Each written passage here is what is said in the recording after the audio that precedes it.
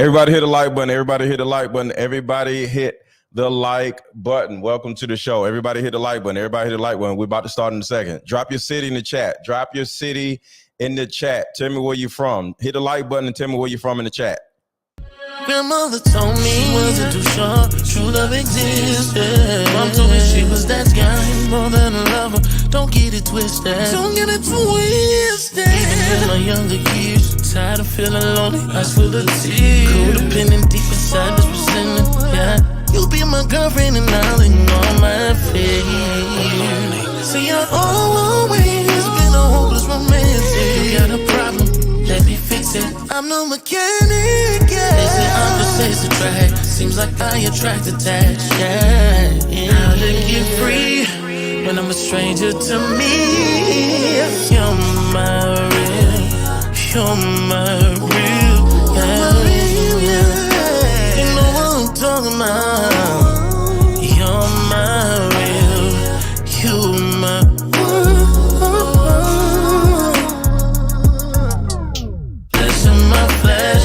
it's a friendship so devoted.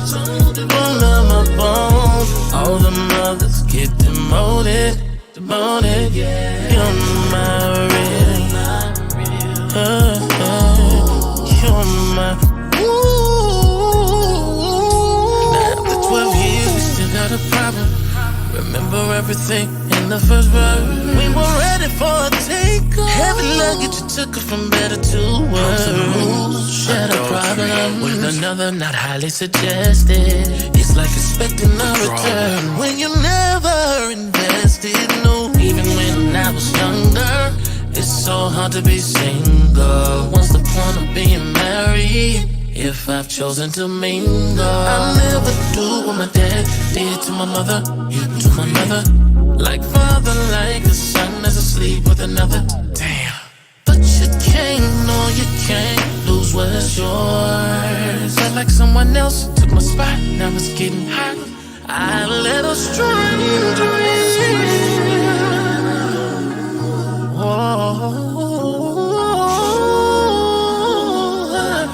Baby.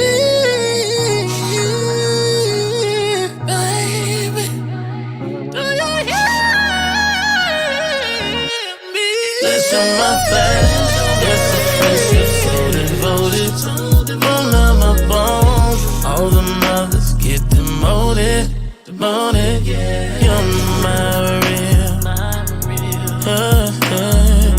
you're my.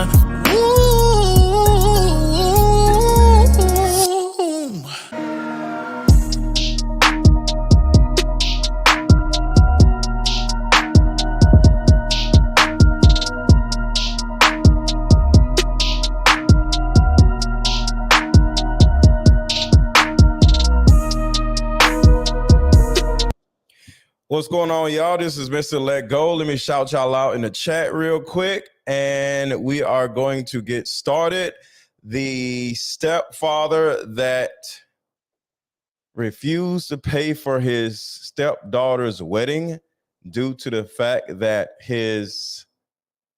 her father, her real dad, wanted to walk her down the aisle instead of him. He is here. And real quick, before I do all that, make sure y'all hit the like button. Everybody hit the like button, and let me shout y'all out real quick, and we're going to start the show. But y'all got to hit the like button. All right, shout out to where you at? Chi-Town. Shout out to Miami, Florida. Shout out to Denver, Nigeria, Anniston, Alabama, Cali, North Carolina, Richmond, Virginia, Texas, Michigan. Shout out to you. Shout out to Charlotte again. All right. So for those who don't know or have been under a rock, there has been a viral video. Shout out to ATL, Michigan, Jacksonville, Florida, Los Angeles.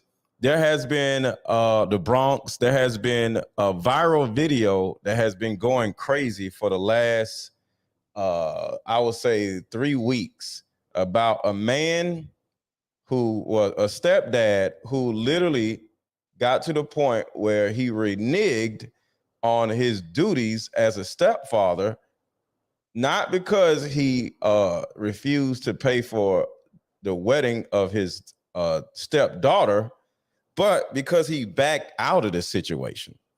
And I instantly looked at that and said, all right, that's not what men do. Because if a man agrees to do something, regardless of what the variables are, you got to keep going.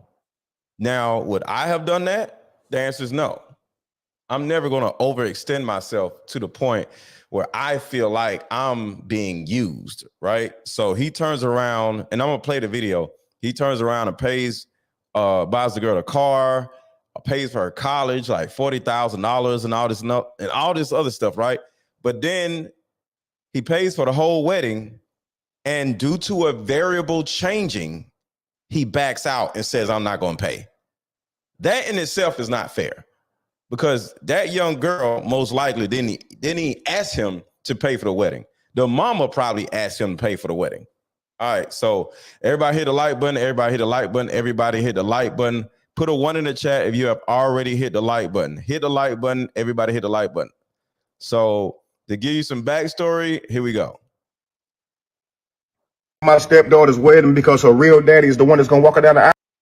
A-hole for refusing to pay for my stepdaughter's wedding because her real daddy is the one that's going to walk her down the aisle. So let me tell you guys about my stepdaughter, all right? She wants her real daddy to walk her down the aisle. Now, let me give you a little backstory on me and my stepdaughter. She just graduated from university, which I paid for. Now, she went to an in-state university, but it still cost me about $40,000. Now, I also bought her a car. I bought her a car straight after high school. That way she could go back and forth to school. I bought her a car. She still lives with me and her mother. She does not have a job. Now, she's set to be married on August the 8th. And for the past 6 months, that's all her mother been talking about doing, being occupied with, been consumed most of their time. Now, her daddy, he don't contribute to not 1 cent on her. Not her education, not child support, which is partly her mother's fault because, you know, she didn't fight for that. And I guess that's just what the settlement was. And he only around to make promises. I do that for you. I do this for you, and then take off. And then she'd be heartbroken. But she adores her father, right? So, like I said, she's set to be married in August. And the wedding venue, I told them they could have it in my home. The wedding venue can hold about 250 people, right? Now, I said, hey, I got a list of 20 people that I want to come to the wedding. I'm paying for this at my house. I want these 20 people to come. Do y'all know Saturday, I see one of my friends at the golf course, right? He's supposed to come to the wedding. I'm like, hey, I'm gonna see you at the wedding, right? He said, I only got an announcement. I didn't get an invite. I'm like, nah.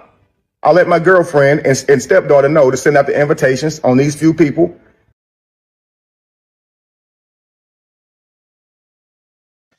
All right, y'all got to hit the like button. Y'all are not hitting the like button. Hit the like button. Hit the like button. Hit the like button. Likes are free. Hit the like button. And you're supposed to get an invite. He said, I got something, but it was an announcement. So we walked to his car because I want to check, right? And sure enough, it was an announcement. So I went and talked to my girlfriend. I said, did you invite those 20 people to the wedding that I told you about? Man, she didn't invite none of them. She said 250 people is a little tight, and I don't think we can get your 20 people in there. Man, I was pissed. And the people that were supposed to come, they pissed as well. Then she's going to say if any other people that we already invited don't RSVP, then we'll get some of your people in here. I'm like, what?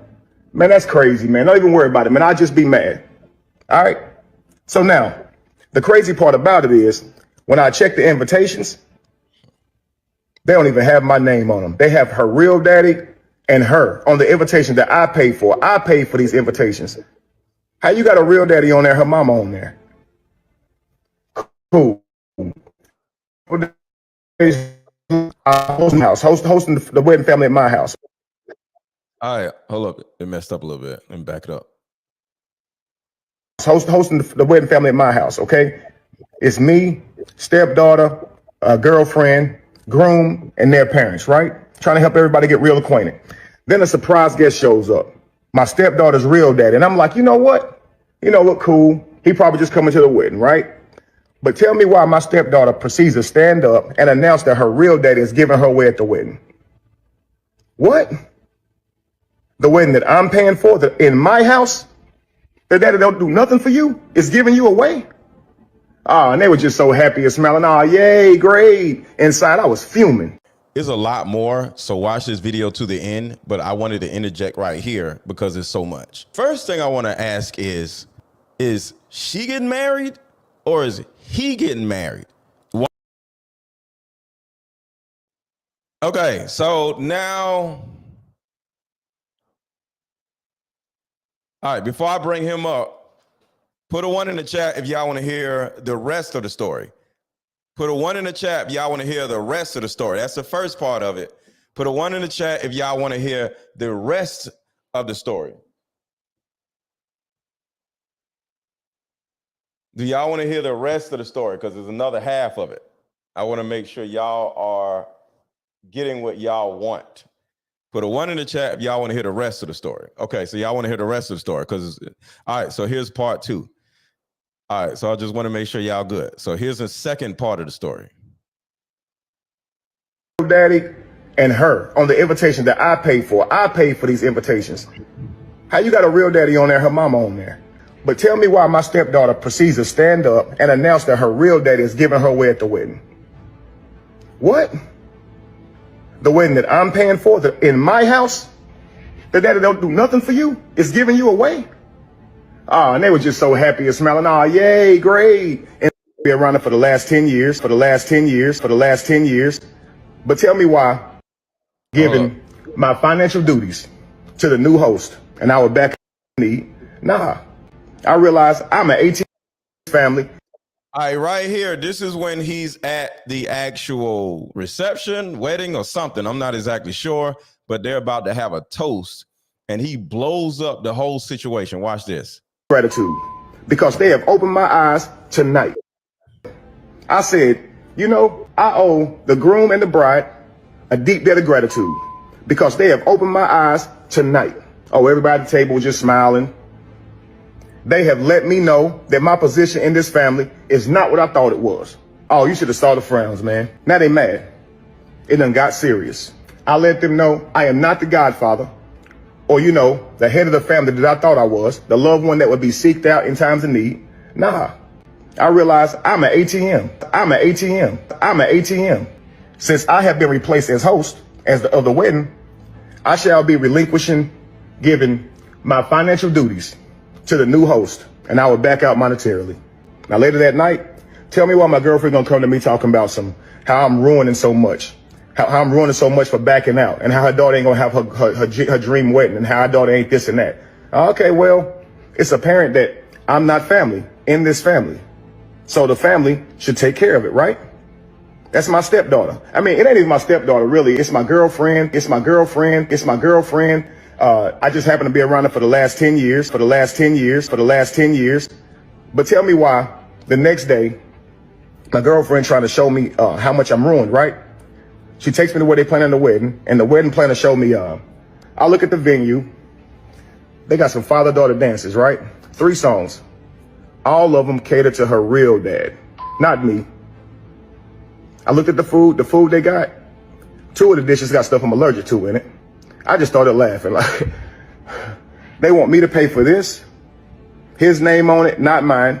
His songs, not mine. The food, I can't eat the food. And the 20 people out of 250 that I wanted, they can't even come in my house? Wow. Okay. I will not be there, and neither will my money. And they will no longer be at my house either. And you will no longer be at my house or your daughter. Because, I'm not family. I'm not even important enough to be put up on the brochure. It's crazy, man. One of my big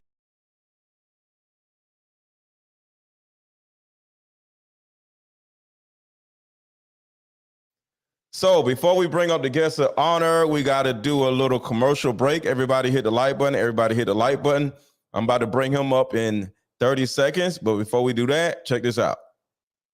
It's meant to give you and other players deep understanding of how we all deal with.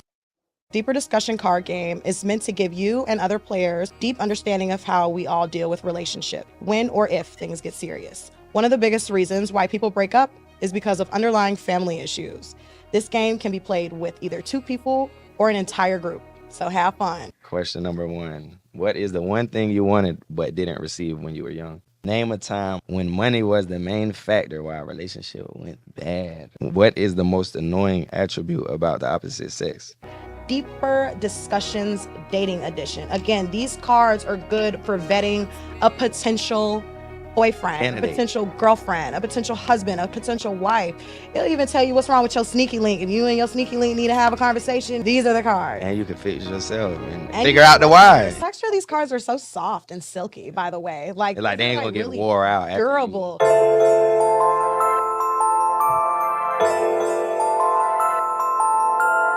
Deeper Discussion card game is meant to give you and other players deep understanding. If anybody, for those who don't know, I came out with a great dating card game that will actually help you get away or avoid situations like this stepfather. Just imagine this guy was in this situation. He was with this woman for 10 years. It took him 10 years to realize his lady, not wife, his lady was actually using him for his money. I want y'all to think about that. It took him 10 years to realize that his girlfriend was using him for his money. But, Terrica says we only have 45 likes. I need, y'all tripping. I need everybody watching to hit the like button. Y'all tripping. We need the likes up. Let's go. Everybody hit the like button, y'all. If y'all want him to come up to the show, y'all got to hit the like button. But along with that, buy my card game. My card game, the link is in the chat, in the top of the chat for everybody in the chat. The link is actually in the chat. And one of the things that my card game actually helps you do is avoid situations like this stepfather is in. There's a lot of questions in the card game where once you play it with another person, you can literally avoid being in a situation where you're like, yo, I've been with a person for 10 years and now I got to deal with this. The card game will actually help you learn to who the actual person is that you're dealing with. So make sure to hit the like button, and the link is in the chat to buy the card game. And with all that being said, here's my guy.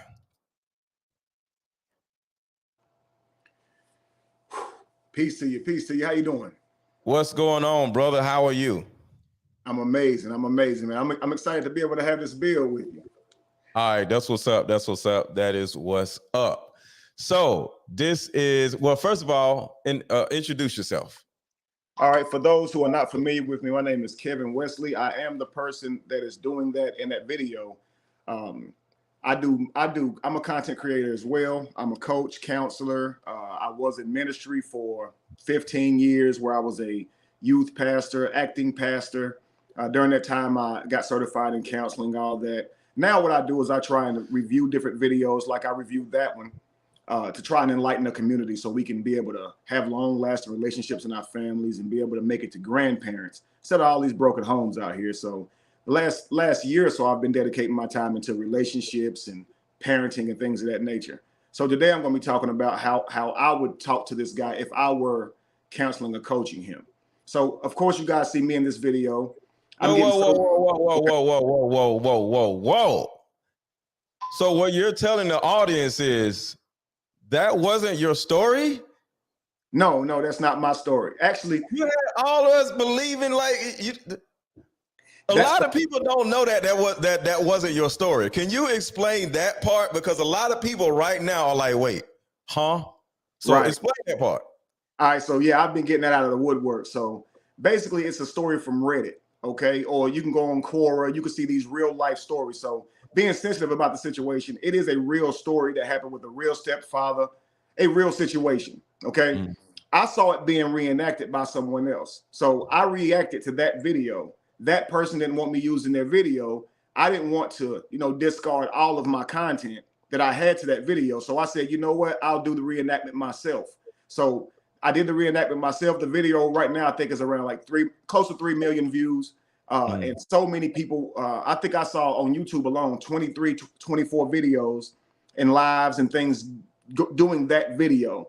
And many people do think it's me. I saw somebody even bring in my actual real life. I'm poly. I have 2 wives, 3 children with my first wife, and then me and my new wife are currently pregnant now.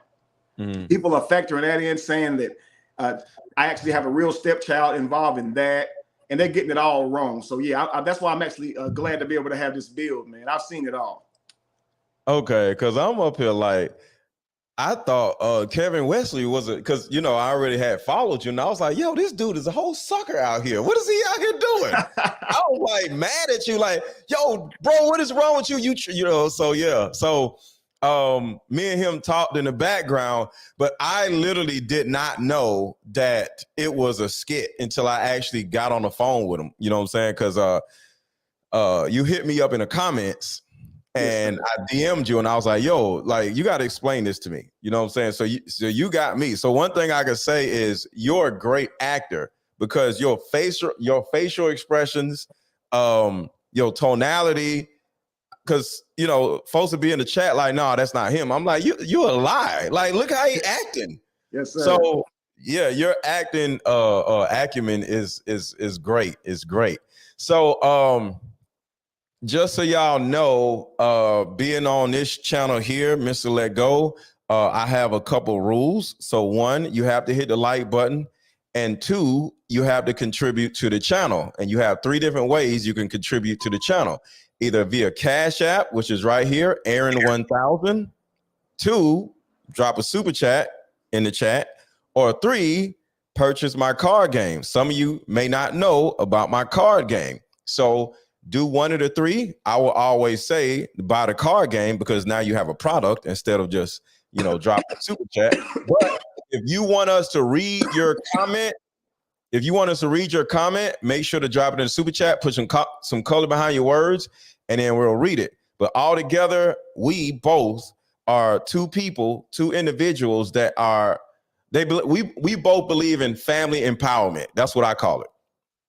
So my card game, everything else we all do is about family empowerment. So that scenario with this guy, the stepfather, the stepdaughter, the baby mama, all that stuff, all of that is real. An actual man went through all of that. Yes, sir. A man went through all of that. All right. So with all that being said, how do you as a man or how do you as a woman avoid somebody using you or doing you wrong or realizing that this person that I'm in a relationship with don't really want to be with me? Just like the Dania Jackson situation. We're not going to talk about that, but Dania Jackson, as an example, she was in a relationship with Derek Jackson for over 13 years. So how do we as individuals avoid long-term catastrophes where a person, sometimes our own selves, can turn around and get flim-flammed by another person for 10 years. The next thing you know, you lose 10 years of your life with this person, 7 years of your life with this person. My card game will actually help you avoid all of that because all you got to do is take my card game, sit in front of the woman or the man that you dating and just play it. And all kinds of stuff is going to come out of the woodwork about that person. And now you're like, you know what? Thank you, because you just helped me avoid 10 years of my life because you are trash. Because the way you operate, the way your family structure is set up is not in congruency with me. I'm out. And now you can avoid what this guy in this video had to go through. Because 10 years is a long ass time. So the link to buy the card game is in the chat. So Kevin, what is your opinion about the guy himself in that video? Like, what do you see, or what did you see when you first seen that video of the real actual situation? So normally when I make my videos, I have a different perspective than most would anyway. But most of the time, people see my perspective, right? But this is one of the few times that I got most of my contention from a video. They absolutely did not see it the way I saw it. So when I saw your video, it was very refreshing because you were saying things similar to what I was saying. So that's why I commented like great review, because on my page, everyone's telling me I'm wrong, I'm heartless, I'm not considering him. They even called me the next Derek Jackson. Now, you know how I got to feel about that now. Right? Like, I swear to God. And it got a bunch of likes on it too. It's just like, come on now. So they're saying I'm simping via the video, because most of what I have is I have my problems with the man and how he went about it. So where most people are caught up in the man's emotions, rightfully so, he probably was being used, but they are more so like, you deserve better and you should have never been put through that. That may be true, but we still got to deal with his intention and his behavior surrounding this issue. So I'm talking from a man-to-man perspective, and actually even from a child's perspective, growing up without a mother, having other women in my life who said they wanted to be a mother to me, but didn't really fulfill that. It broke my heart every time, because I actually believed them. Now I'm old enough to understand that they couldn't have done that even if they had wanted to, and they probably just felt sorry for me. So they were saying these things, making these proclamations that they couldn't live up to. But I want adults to understand the damage you do to a child by trying to be their parent, knowing you don't have the propensity to truly be their parent. You understand? And then I wanted to go from a standpoint of how stepfathers should enter into relationships with children versus going in thinking that you're going to become their parent. You see what I'm saying? But all in all, negative reactions is what I got to my perspective on that video. And that's why I wanted to have this bill with you. I can speak to a lot of the things that people were saying. Yeah. Okay. So I have been a stepfather before. I actually dated a woman. Well, the majority of women that I have dated in my life have been stepmothers. I mean, have been women with children. All right. So more women that I dated had kids versus the women that I dated didn't have kids. All right. So this scenario is something that I never got caught up in, but I can see how it can actually happen. Right. So let me give you an example. I dated a woman who had two kids, a 9-year-old and I think a 7-year-old, something like that, you know, a little girl and a little boy, right?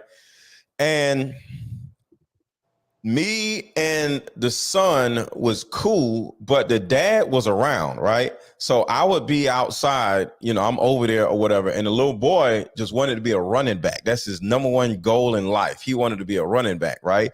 So I would be outside with a little boy, little Kendall playing football. Actually, his cousin actually made it to the NFL. Last name is Crawwell. I forgot, Isaiah Crawwell, I think. He's either in the NFL or he was in the NFL. Isaiah Crawwell. That was the cousin of the son that I was around. So we'll be out there playing football or whatever, throwing the football. You know, I was teaching him how to run routes and all this other stuff, right?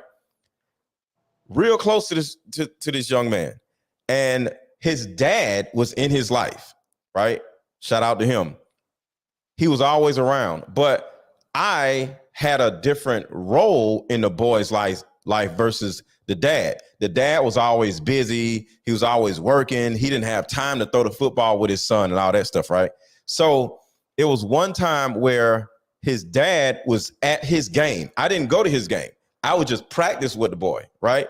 So he did really bad in the game. And his dad, you know, picked him up from after the game and was like, all right, so a little background.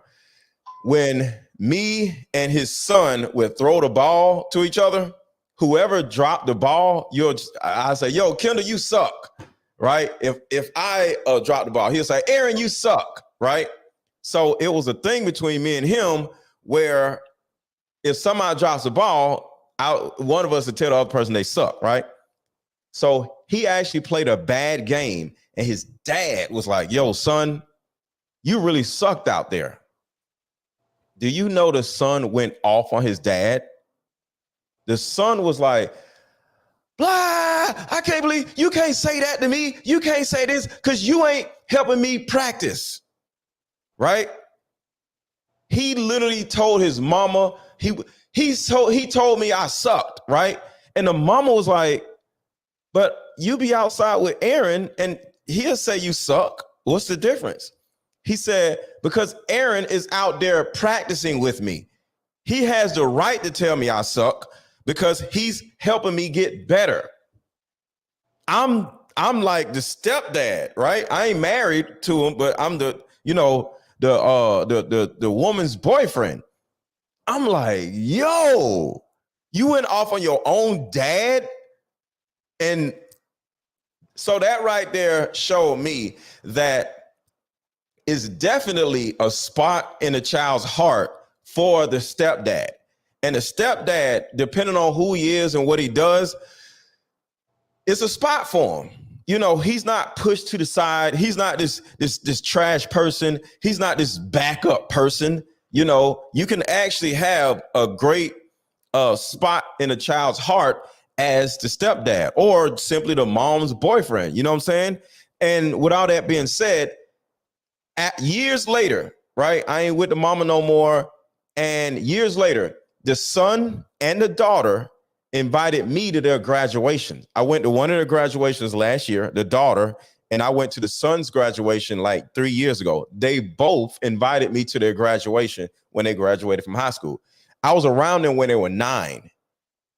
7 years later, they grew up and remembered me and invited me to their graduations. So to all the stepdads out there, or to all the men who date women who had kids or have kids or whatever, there's a spot in these children's hearts and you can like add value to them. But one thing I didn't do, Kevin, not one time did I try to take over and say, I'm your daddy. Or when his daddy came around, I'm like, yo, why you around? No, me and him operated within a system, right? You know what I'm saying? So when he came around, you know, he did his thing. But when I came around, I did my thing. And me and the dad actually was cool. We had each other's phone numbers. And real quick, because I think this is helpful also. When I started dating her in the beginning, and once I said, you my girl, you know, the first thing that she did, everybody hit the like button. Everybody hit the like button. We need 100, and we need about 100 likes. I need everybody to hit the like button. Everybody hit the like button. We need 100 likes. Y'all hit the damn like button. Guess what she did when I literally told her, all right, we're going to be together. You know, you my girl. What do you think she did? Just guess. The first thing she did involving her baby daddy. What do you think she did? Hopefully she made that known to him that she had somebody in her life. Yes. The first thing she did, picked up the phone and said, hey, he was like, what's up? I need you to come over here real quick. And he was like, what's up? Just come over here. Something wrong? No, nothing wrong. Just come over here. She called him over there. 30 minutes later, he pulls up. He comes in the house. He said, okay, y'all need to meet each other because this is the man that's going to be around your kids. This is my new boyfriend, and I need y'all to get acquainted. And she walks out the door. That's it. And this is our first time meeting each other, right? Mm-hmm. And he's like, she walks out the door. So we just looking at each other like, what's going on, bro? You know what I'm saying? And we literally started talking about his kids and, you know, different things, you know, stuff like that. And he was like, yeah, I heard about you, you know what I'm saying? She told me about you or whatever. So, you know, welcome to the family, blah, blah, blah, blah. And we exchanged each other's phone numbers or whatever. And he said, if you need anything from me, if my kids start acting up, you know what I'm saying? Don't, you know, intervene. Don't do anything. You either call me or either let her call me. You know, I'll discipline them. You ain't got to worry about nothing. My kids are good. And he literally sold his kids to me, not like he sells kids to a weirdo, but he sold them to let me know, like, yo, you ain't got to worry about nothing about my kids. My kids are good. But if they act up, call me and I got you. Now, I want to ask you something real quick, okay? Go ahead. Okay. So I just reviewed a video. It's up on my Facebook right now of a mother going to her baby daddy's house and confronting his wife for whooping her child when she already told her, don't whoop my child. Like she already told the husband, her baby's daddy, only you and I can whoop the child. But he's giving her permission to whoop their child, and she's there confronting her, right? So I'm gonna ask you. So the man told you, okay, I don't hit my child. Call me if you have an issue. If Yeah. you are told that by the father who's in the child's life, don't physically put your hands on his child, would you do it? No. Even if the mother asked you to? No. That was my take on the video. You should not do that. But the mother, she insisted. She said, if it's my house, if she disrespect me in my house, I'm putting my hands on her. My issue is we don't listen to women. Women are under us. I talk to the baby daddy. The woman ain't got nothing to do with this. Right. I'm gonna He permitted her to do it. She can't permit me to do nothing. The only thing she could permit me to do is enter her body. You ain't got no say so. Because no, I'm saying she agreed with the baby's daddy that no one is to whip their child. They have this agreement. So the baby daddy says, well, she whooped her because I told her to. I wasn't home. She was being disrespectful. So I told her that she could. The mother said, even if you tell her she can. Huh? Hold on. So you're saying the woman, hold on. I'm getting this. So okay, can you tell me the scenario again? Who is in the house? Who is the mother of the who's in the house and who's the actual step parent? I'm confused. Right. So the mother is confronting the baby daddy and his new wife. Okay. Wife. Yeah, his new wife. His new wife. Different. No, it's a wife. So a stepmother, right? She's a wife. It's a wife. That's different. Right. Because she's now. Of course. That makes it a little bit different. That's different. Right. So and it's a woman. Right. It's not no man. So in my situation, I was a man, right? And no man is going to allow or be okay with another man putting his hands on his kids as far as discipline, right? Right. But if it was me and I got two young, I got two daughters, but two young girls, right? And I bring in another woman now, because women don't have no authority, right? Women sit their asses down somewhere. So my ex-wife can't tell my wife what to do, what not to do.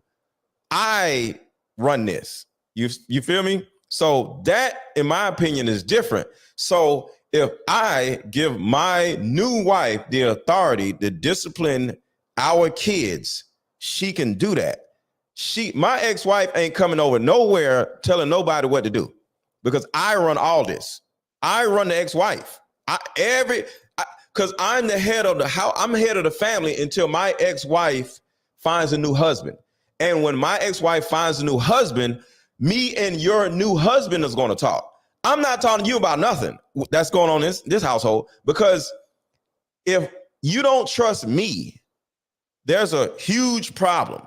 So if I let my new wife discipline my kids and you as an ex-wife have a problem with it, that means you don't trust me. So you need to talk to me, not her. You don't talk to her. You talk to me, because I'm the head of this household. Versus if the man was there and the man did something, the man now has to talk to the other man. I believe men talk to other men.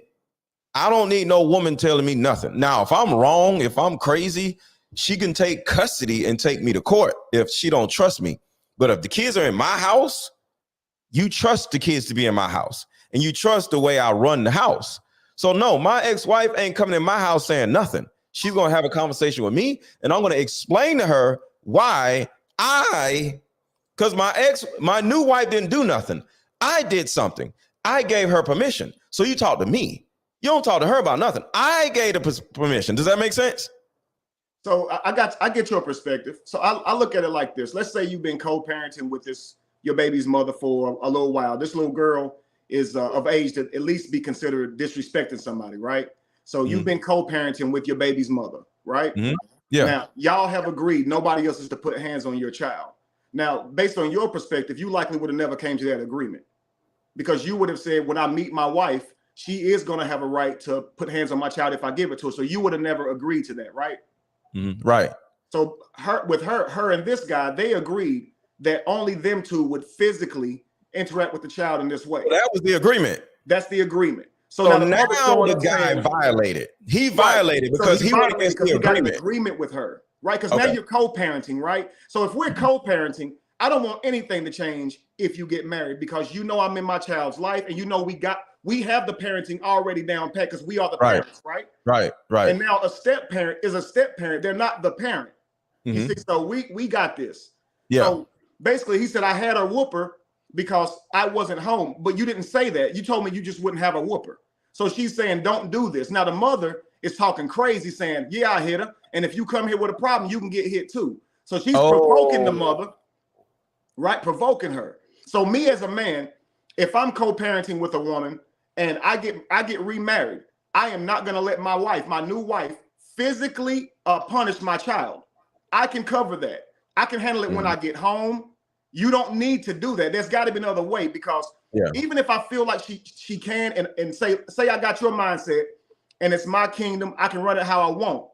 Because I know it would bring the worst out of my child's mother. If I let this woman whoop my child, I wouldn't do it because I don't want the chaos. I can I can tell her not to whip her. And to me, a good woman wouldn't want to whoop your child, even with permission, if the mother's in her life. Like, I don't want to hear her and her mama show up. But instead, the mother's talking trash. I didn't want to go into a whole different conversation, but you had just said that you had step kids. So I wanted to ask you, if you, in that scenario, how would you look at that? You know what I mean? Yeah. So I look at everything from a systematic standpoint. And real quick, if y'all enjoying this show, I need everybody to hit the like button. Y'all ain't hitting the like button. I need y'all to hit the like button. And I need my following to follow or subscribe to Kevin Wesley's YouTube channel. And I need Kevin Wesley's following to subscribe to my YouTube channel. So I need all of y'all to do that right now. All right. I need y'all to get to work, start pushing buttons, hitting buttons. All right.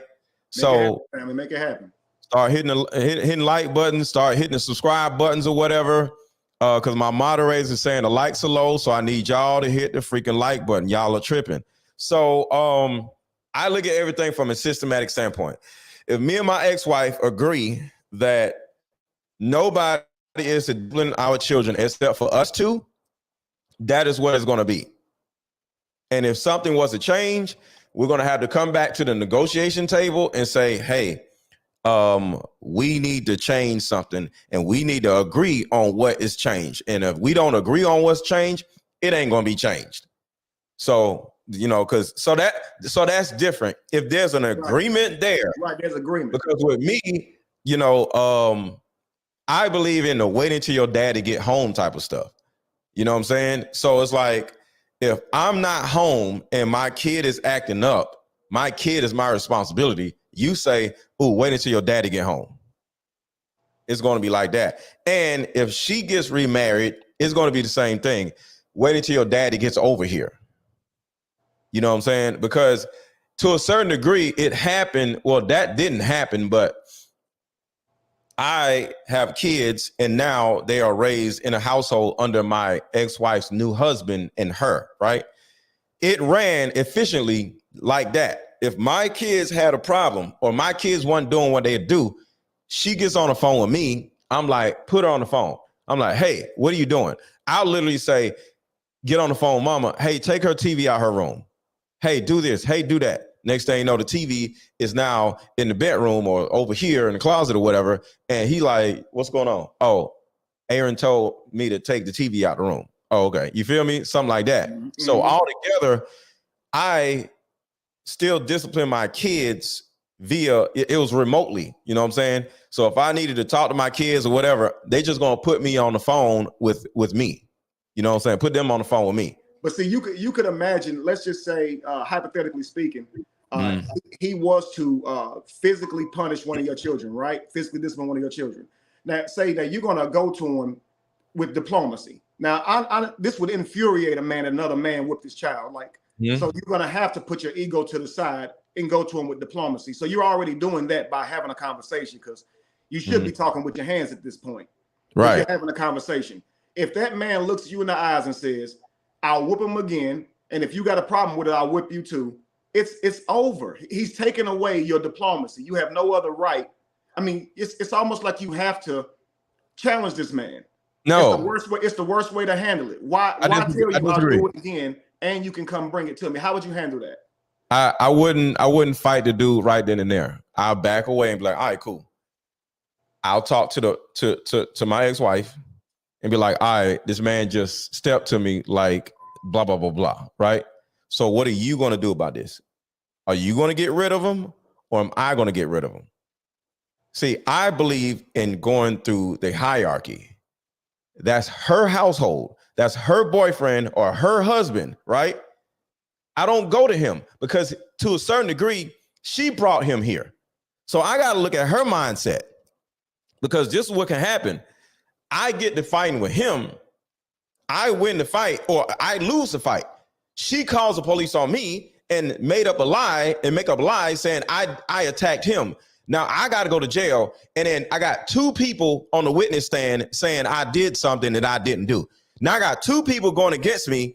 And now I could turn around and get charges put against me. Well, I might have to do 2 years in jail because I got two people on the stand saying he did this. He came to the house and blah, blah, blah. He never said that, so no, because my whole thing is nobody's going to trick me off the streets. I love that. I love that. You would consider the consequences. So you would talk to her about it. You say, okay, look, you see him disrespecting me. He's stepping to me, trying to challenge me. What are you going to do about that? Let's say she says, this is my new husband. I did give him permission. So that's what it's going to be. At that moment, wouldn't you say all the man can do at that moment is fight for custody of his child? Because if you take it into your hands physically and try and go contend with this father, you could be throwing your own life away, putting your child's life and that mother at risk. Everybody could be at risk here if you make it physical. But the new stepfather, you have to consider how toxic he is for even making that situation occur. The fact that he's now threatening you. She is toxic because he is her choice. She is toxic. I got to look at my ex, stands for that behavior. Not him. Because I would say they're equally toxic for standing for that. Because I wouldn't behave that way. If you showed up at my doorstep saying, don't whip my kid, I'm not going to talk shit to you because I understand you have a child and I whipped your kid. So if I'm going to do that, it's something wrong with me too. That's what I'm saying. Because if you open your window right now, are you going to get mad at flies being in your house? You open the window. Right. So he is like a fly that my ex brought into the house. I can't be mad at the fly that's in the house. So he is a byproduct of her. I need to look at her. Who is this woman that I'm no longer with? And how is she bringing all these weirdos into the house? And I'm going to read super chats in 1 second. Everybody hit the like button and drop a super chat. We're going to read the super chats in a second. And if you want to ask either one of us a question, drop it in the super chat also. Cashapp, Aaron 1000. And if anybody is enjoying this conversation, make sure to hit the like button and subscribe to either person's channel that you have not subscribed to. So if she becomes somebody that I can't deal with anymore, because that sometimes happens, she falls in love, she gets stigmatized by this new dude, and now I no longer have control over everything. Two things is going to happen. One, I'm going to talk to a lawyer and see what my rights are at getting my kids. I'm going to talk to my kids and find out what do they want to do. You know what I'm saying? And then once we get that understood, now I'm going to take it into my own hands. And I'm not just going to straight up confront the dude because I'm going to go to jail, but something is just going to mysteriously happen to him. He's going to slip and fall and land on his face. And I'm not around for him to blame me. So something's going to happen to him. Your goal would be to try to fix this without a consequence. But you know it goes past diplomacy at this point. Because as a man, this is why I encourage all men, try and create your own family. Because if you're in a situation where your child is being physically punished by another man and the mother's allowing it, typically the children live with the mother. So now this child is living with this man who is physically punishing him. And you can't do anything about it unless you're willing to go fight this man, because he already said, show up again and I got something for you. Right. Right. And so you got to imagine the torment of knowing your child is being physically hit and they're coming back and telling you what's happening. Now, if you're the mother in this situation, typically the child lives with you and you can just, say you can't have the child and make him take you to court. Yeah. You see what I'm saying? But before I go beat him up, I think I would try and I might kidnap my own kid. I might just next time I get my child, hey, before he end up and fall on his face and I'm in jail for that, I might figure out a way to get my child. Here's the thing, Kevin. Your job as a protector is to be able to be in a position to continue to be a protector. You know what I'm saying? If you kidnap the kids, you're going to go to jail. If you go in the I know house, if I'm the father. I think if you're the father, there's a difference. I think it matters if you're the father. If you're the actual father, then she has to take you to court for custody at that point. no, what no, I'm saying if she, because I actually know somebody who actually is living his life right now, Okay. right? And I instructed him to have a conversation with the man. All right. So the first thing I would do is talk to the man, because he now is the man of the house, especially if he's a new husband, right? I would say, all right, so look, how do we fix this? Because I don't want to fight you and I don't want no problems with my kids. You have control of that household right now. All right. I don't want to go to jail, but something has to give. So what are we going to do about it? Now, if I come in a diplomatic way and he's still like, yo, I don't, Right. then he's just going to show up. Something's going to happen. I don't want to say nothing on YouTube. Because you know this is deeper than parenting your child and what's best for your child at this point. This is some type of thing between you and him, right? You can tell. He's going to end up in a car accident. Right. He's just going to end up in a car accident and it's going to be like, oh, wow, damn, that's crazy.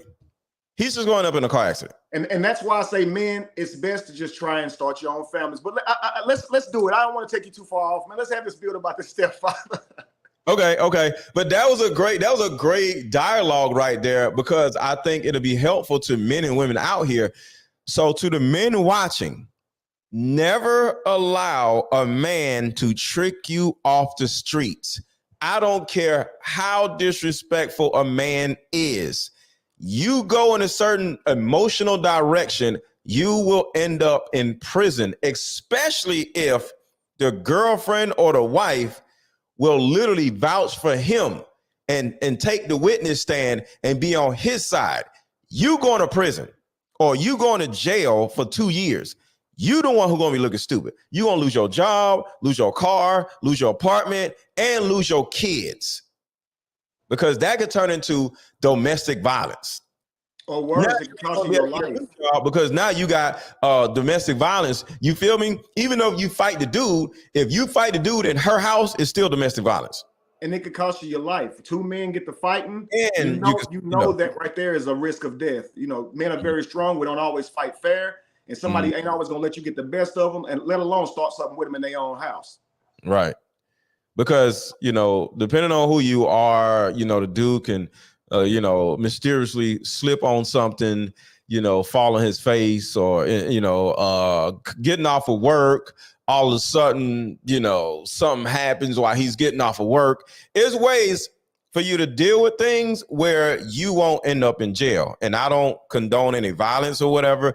I'm just saying stuff can happen to people. And next thing you know, you're like, oh, damn, what happened? Oh, wow, that's crazy. I was over here when that happened. You feel me? And what's terrible is to even be in a situation like that anyway, where your child is in a condition and you want to protect them. And by any means necessary, you're willing to do things of that nature just to protect them. It's much better to just be with the mother of your child and both of y'all be right there together raising your baby, man. But that usually don't happen. Good people can be pushed to doing some of the most egregious things when it comes to that. Like you said, he hitting up in a wreck, and you're not the type of person, but to protect your child, we will become anything. I am that type of person. That's why I say it's just best to maintain your own family, start your own, man. Yeah, but I just want to say I am that person. I'm very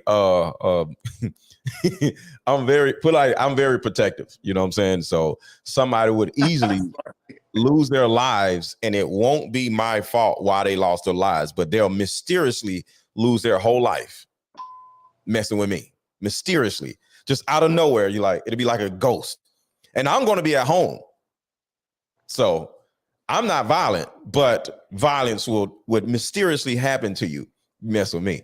So let's read these super chats real quick, and we're gonna go back to the actual situation with the stepdad.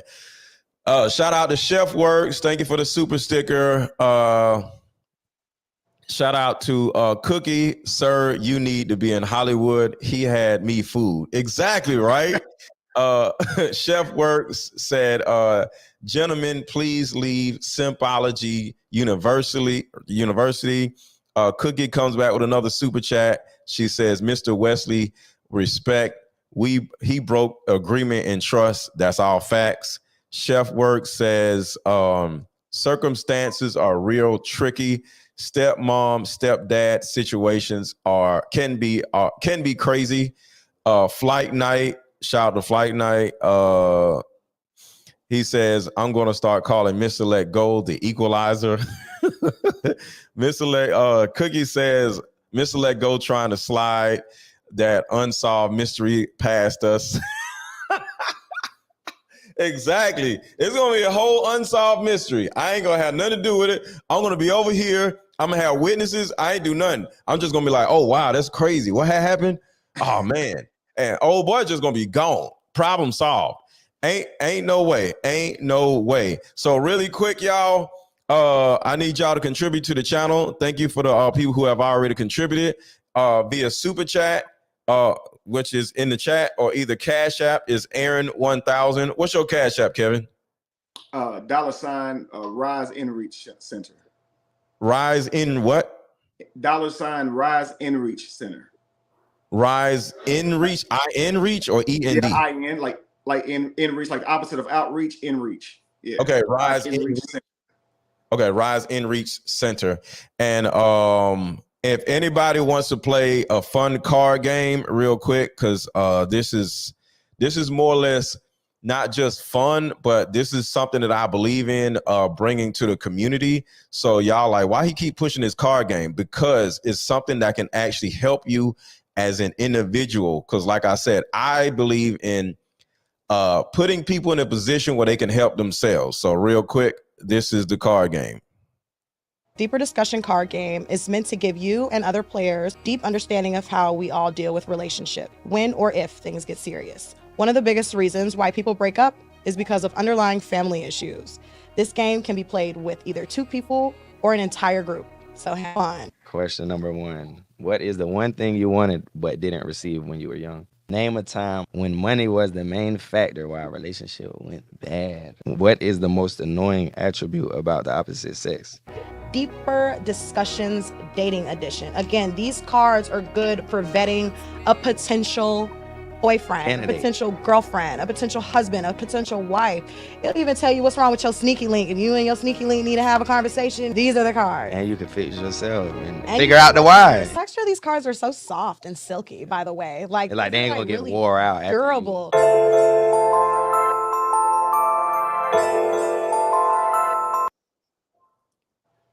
All right. So, an anonymous one says, thank you for the super chat.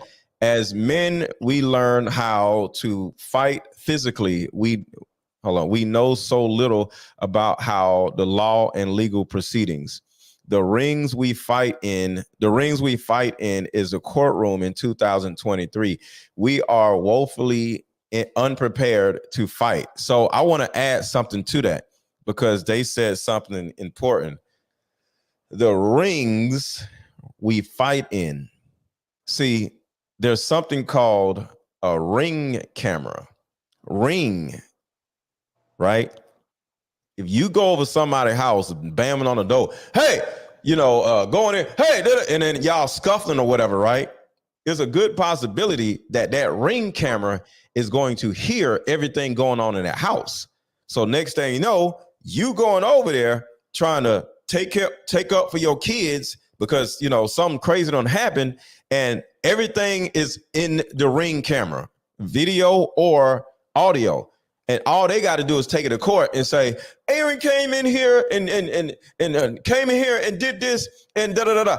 Now you going to prison because it's on a ring camera or it's on a ring camera audio.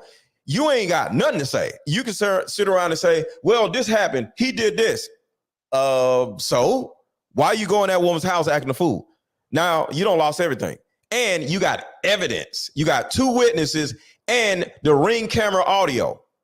You screwed. So we have to be diplomatic when it comes to different things like that. Because like I said, you gotta, if the only way you can protect your kids, if you're in position to protect your kids, you can't protect your kids from nobody in jail. So go back to the scenario. My bad. This is why I always try to encourage men mainly, but women as well, to have mental fortitude. because Mhm.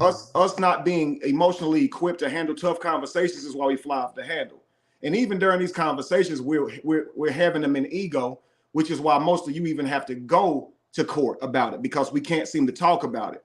But if you get over emotional and act out, you can throw your whole life away. If you go to physically Mhm. attacking somebody or physically threatening somebody, as soon as you Yep. say, I'll beat your tail, that's a threat that can land you in jail. And Mhm. like, we have to start thinking about that. We're really like, I always say we're not free. And people get upset when I say that. But if we were free, you could full well go handle your business yourself. But no, you have to go to the office on them. You have to go report them. Someone can physically do something to you, and you have to go take them to court. You Mhm. can't go back to them and do something to them. It's just not the way it goes. And you can see a Right. lot of especially black men fall into their demise because we act more off instinct. Somebody offend you, somebody jump you, somebody hit you. You go get your people and you come back and get them. Well, you should have Mhm.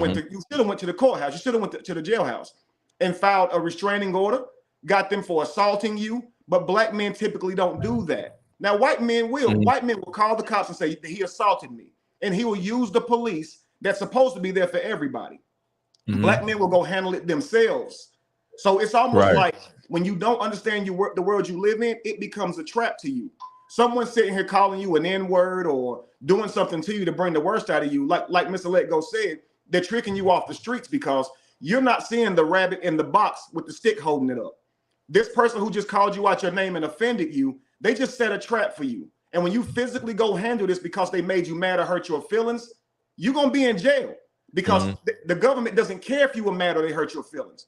What the government is saying, when you get mad and they hurt your feelings, you come to us. You don't handle it yourself. That's like these 3 girls who jumped the white girl for calling them an N-word.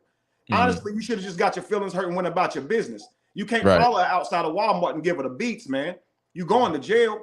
And in jail is for people like that, for people who don't know how to handle their anger. Even though Yeah. somebody did you wrong and they said something that hurt your feelings, took you all the way back to 100 years from now, you still can't go physically attack them. And when you live in a world where if you're a man and they're a woman and you know that it's on their side, or if you're white and you're black and in a lot of cases it's on their side, don't let them trap you with the government system. If you Mhm. react to that crap, man, you out of there. I'm telling you. The person's absolutely right when he said we don't know how to fight in court. We don't. We want to get our pain and suffering back with our fists. And a lot of times, man, you're just gonna have to sue these people or use these systems to keep these people away from you so you don't give them your worst. I'm a fighter too. And my natural response is to go get that person back. It's not Yeah. to call the police. But if I want to be safe in this world and protect myself and my children, man, I got to pick up that phone like everybody else. I can't go say you did what to me and then show up ready to attack. Like Mr. Let Go said, now you're on the ring light coming to confront them for something they did to you. And nobody's going to care once you go out of your way to do that. Nobody's going to care. Right. So the only time I get physically violent and it's just right then and there is if somebody comes in my space and it's some random situation, and mainly I'll back off of a dude if it's me by myself because I don't care about my ego. I'll be like, I don't want no problems, right? But if I'm with a woman, I will be more physically violent if I'm with a woman because my job is to make sure she makes it home to her mama or her daddy or her kids or whatever. You feel me? So I would be more physically violent with a woman versus by myself because I can run, I can duck, I can hide behind a car. But if I got a woman with me, I can't turn around and run. Or I can't turn around and do it. She gonna be like, you feel me? So altogether, my job is to protect her. So when it comes to physical violence, it's almost always a no. But when it comes to that, you got to know when to go and when not to go. And when you go, you got to go crazy. And because the thing about it is, when it comes to, because it could be somebody trying to rob you or whatever, give it up, give it to them. Don't try. At the end of the day, your number one job is to live to the next day. The person that is with you to live to the next day, and for neither one of you to go to jail. Mm-hmm. You know what I'm saying? So it's a certain point where you just got to be like, you got it. You know what I mean? Because at the end of the day, man, you can't get tricked off these streets, and you can't get tricked off of this planet. And you have to plan for this. You have to know that people are going to draw you off your square. People are going to offend you. And when they do, you know what's best for you to do at that moment is leave, not confront. But if you don't tell yourself this stuff ahead of time, you'll find yourself in a situation, and instinct will take over. Example, if you're with your girl and you know you have to be her protector, you guys should have a conversation about what to do in what situations. So if I'm with my lady and some dude walk up wanting to fight, I'm telling my lady to get my keys, go to the car, and call the police. I don't want her standing there watching me fight. I don't want her standing there at all so she can be part of a casualty at all. Get far away from me, go get in the car, wait for me, or call the police.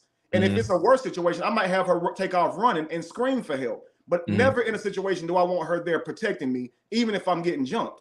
I'd rather take the L. It makes no sense for us both to be laying there stomped out. My only reason for protecting her is so she gets away. So run, get away from me in this moment. And I'll hold them off so you can get away. But I'm not standing there fighting in front of my girl. You can go ahead to the car because I don't want ego in it. You understand? Or I don't want her actually being hurt.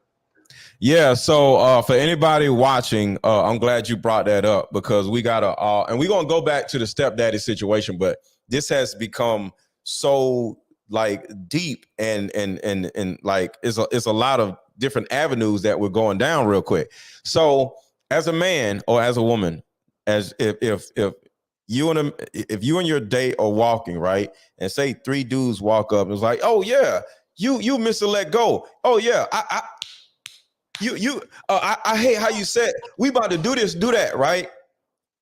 The first thing I'm gonna do is pull my keys out and throw them the opposite direction and tell her to go get them and just get out of here. Get in my car and drive away.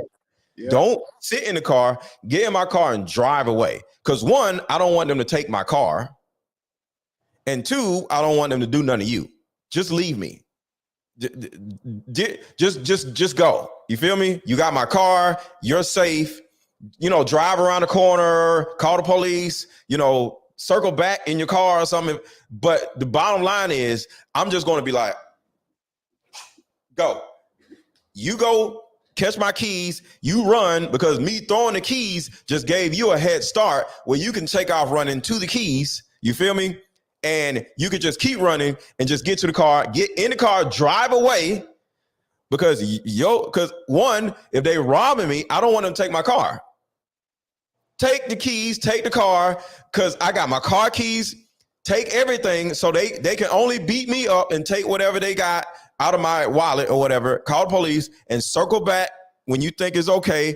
And if I'm on the ground or whatever, you know, help me in the car and take me to the hospital and we good. At least they ain't take my car. They ain't did none of you. We good. Because the thing about it is, men can catch a woman if she starts running. What's she running to?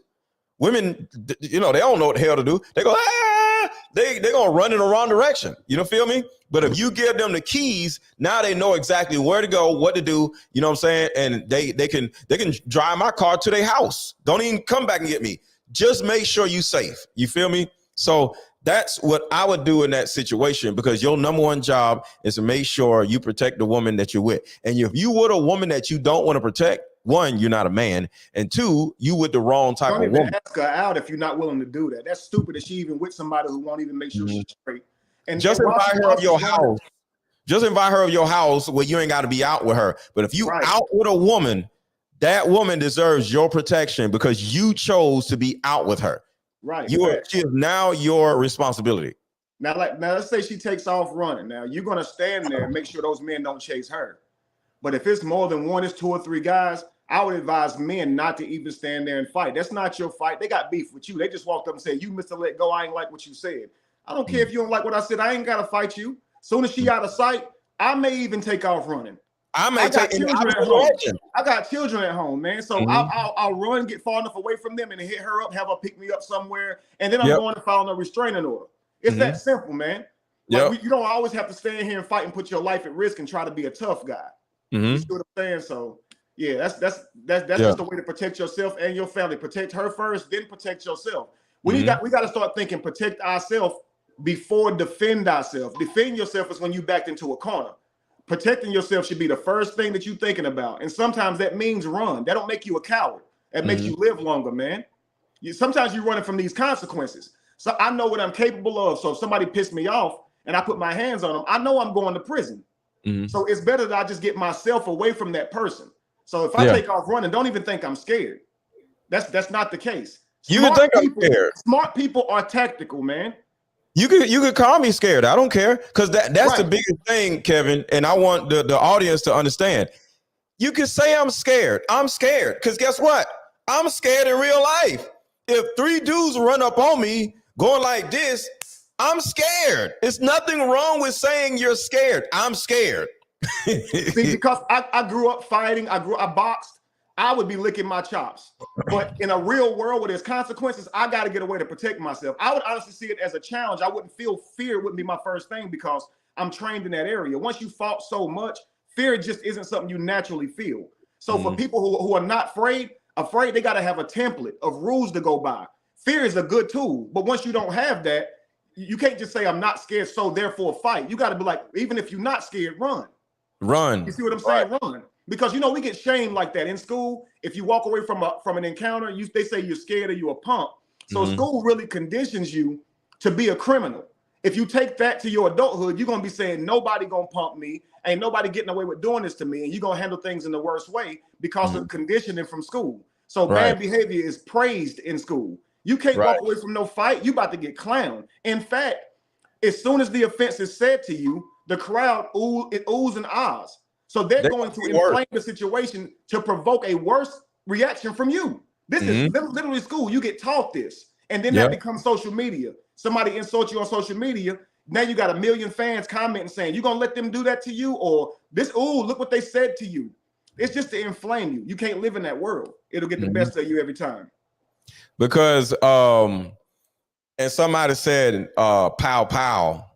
Well, depending on what city you in, depending on what state you are in, if you don't know your rights, pow, pow, even though you defend yourself, you can turn around and still end up in jail looking stupid, because the bottom line is, I'm not pulling no strap out just because something's going on. I'm going to look to protect myself and get out of the way. Now, if I run or if I dip out over here and they chase me, now it's pow, pow, because now it's a different scenario, because wherever we go, there's cameras.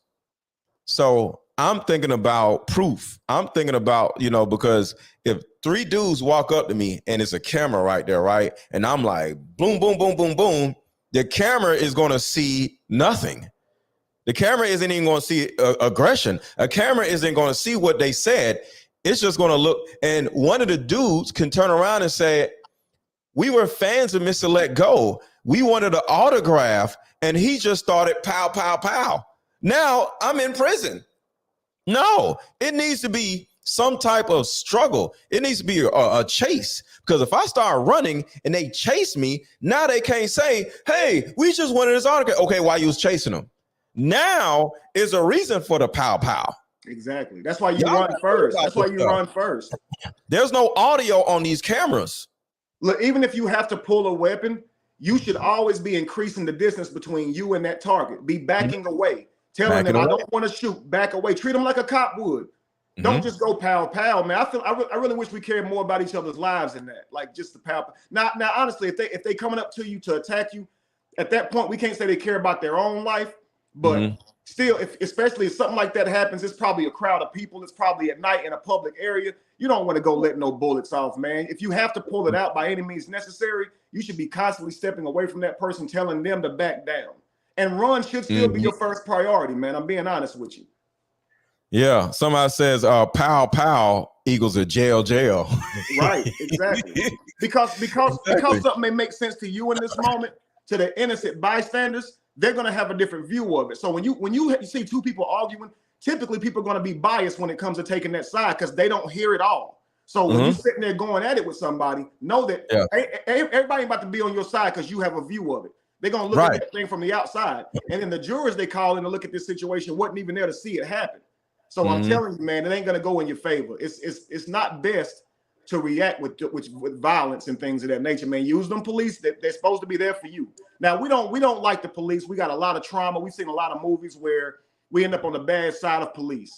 But I really wish we could set our fears to the side, our traumas to the side, and just use the police when somebody assaults you, offends you, threaten to come to your house, man. Call them first. You don't understand how much you're protecting yourself by doing that. If a man came up and tried to threaten me, I'm going to the police and get a restraining order on him. Therefore, that way, if he comes near me and I have to defend myself with a pow, I went to the police first. But I'm not sitting here saying, yo, if he come near me, we're going to see what happened and then just wait for that to happen. I'm not doing very well protecting my own self then, because I know I live in a world that ain't really, that's built a whole different way. Got to navigate according to that world. Yeah.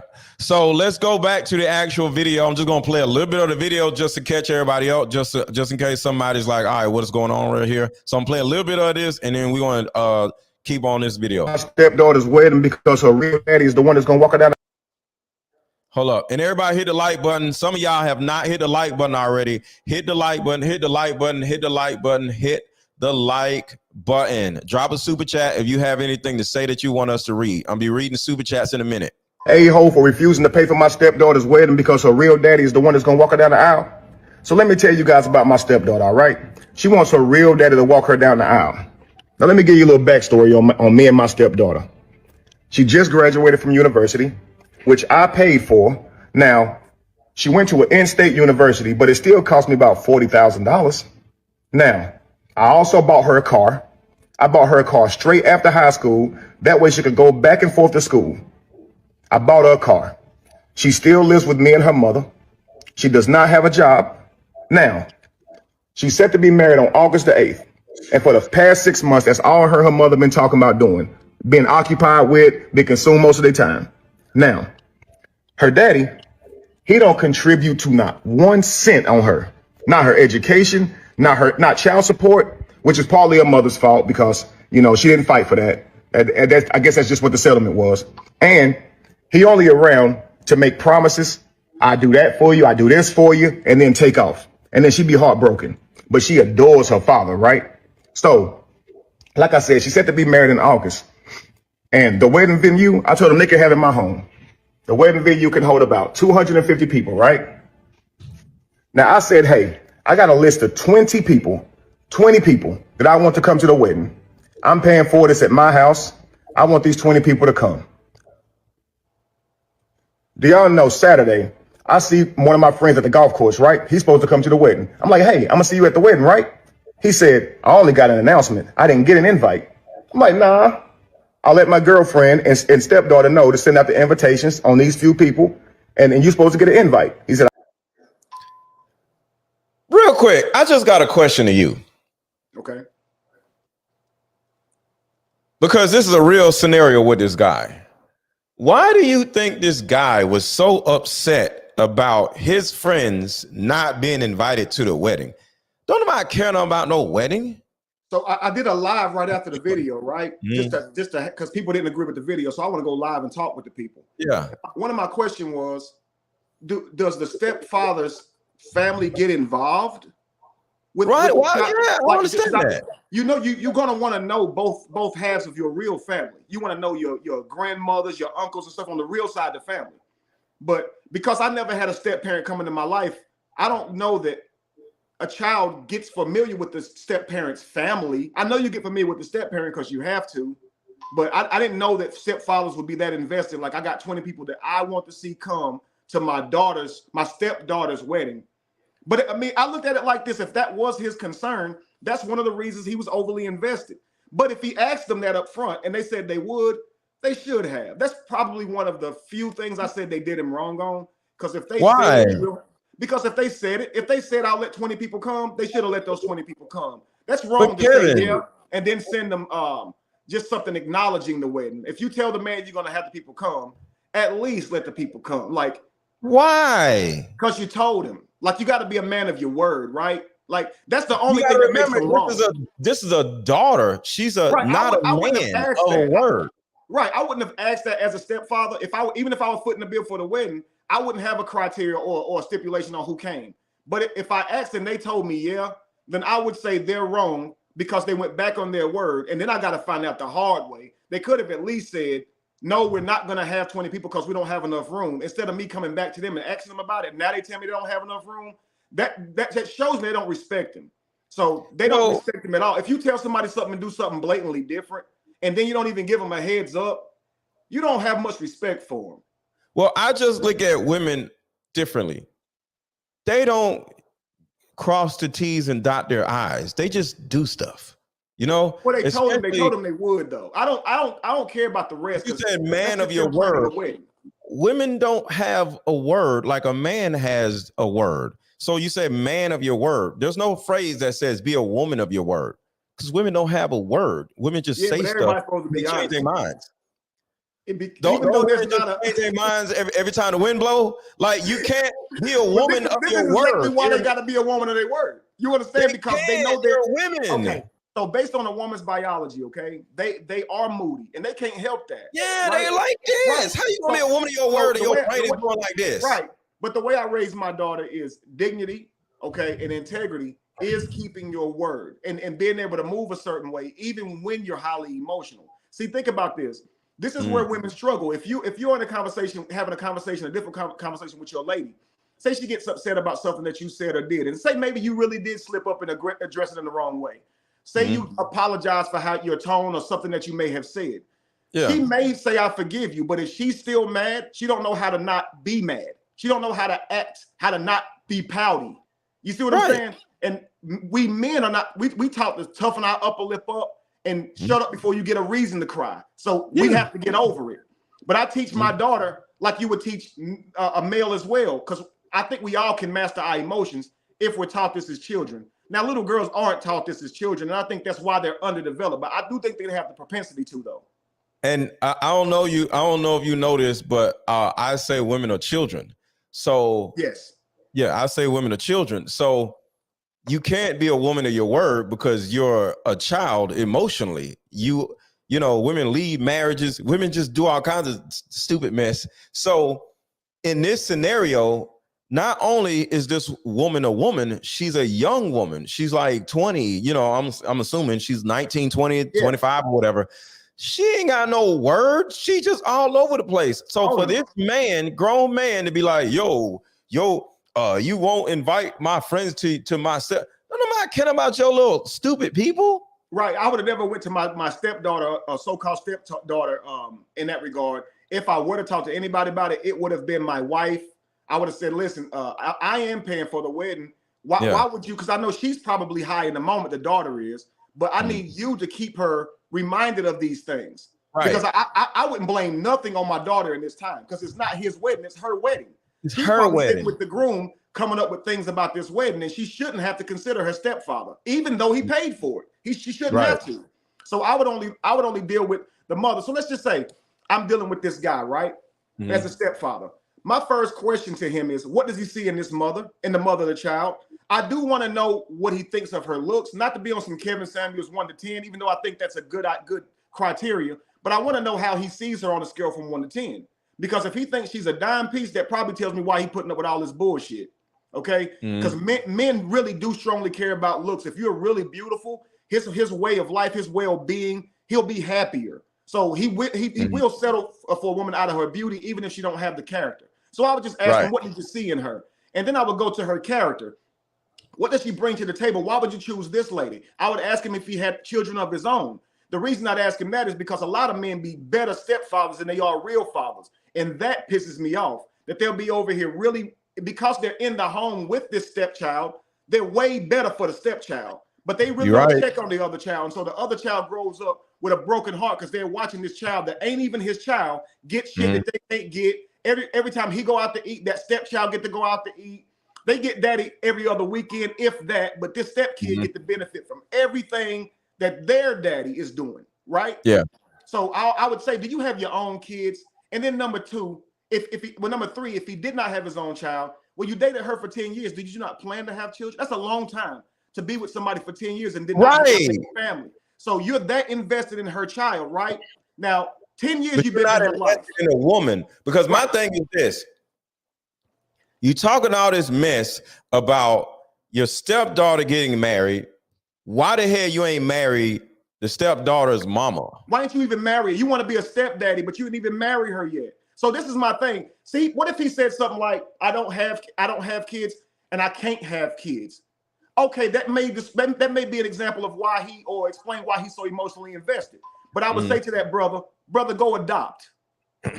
You don't go buy kids from mothers out here. Even if you want a child with all your heart, brother, go adopt. That means that this child is yours regardless of the relationship with this woman.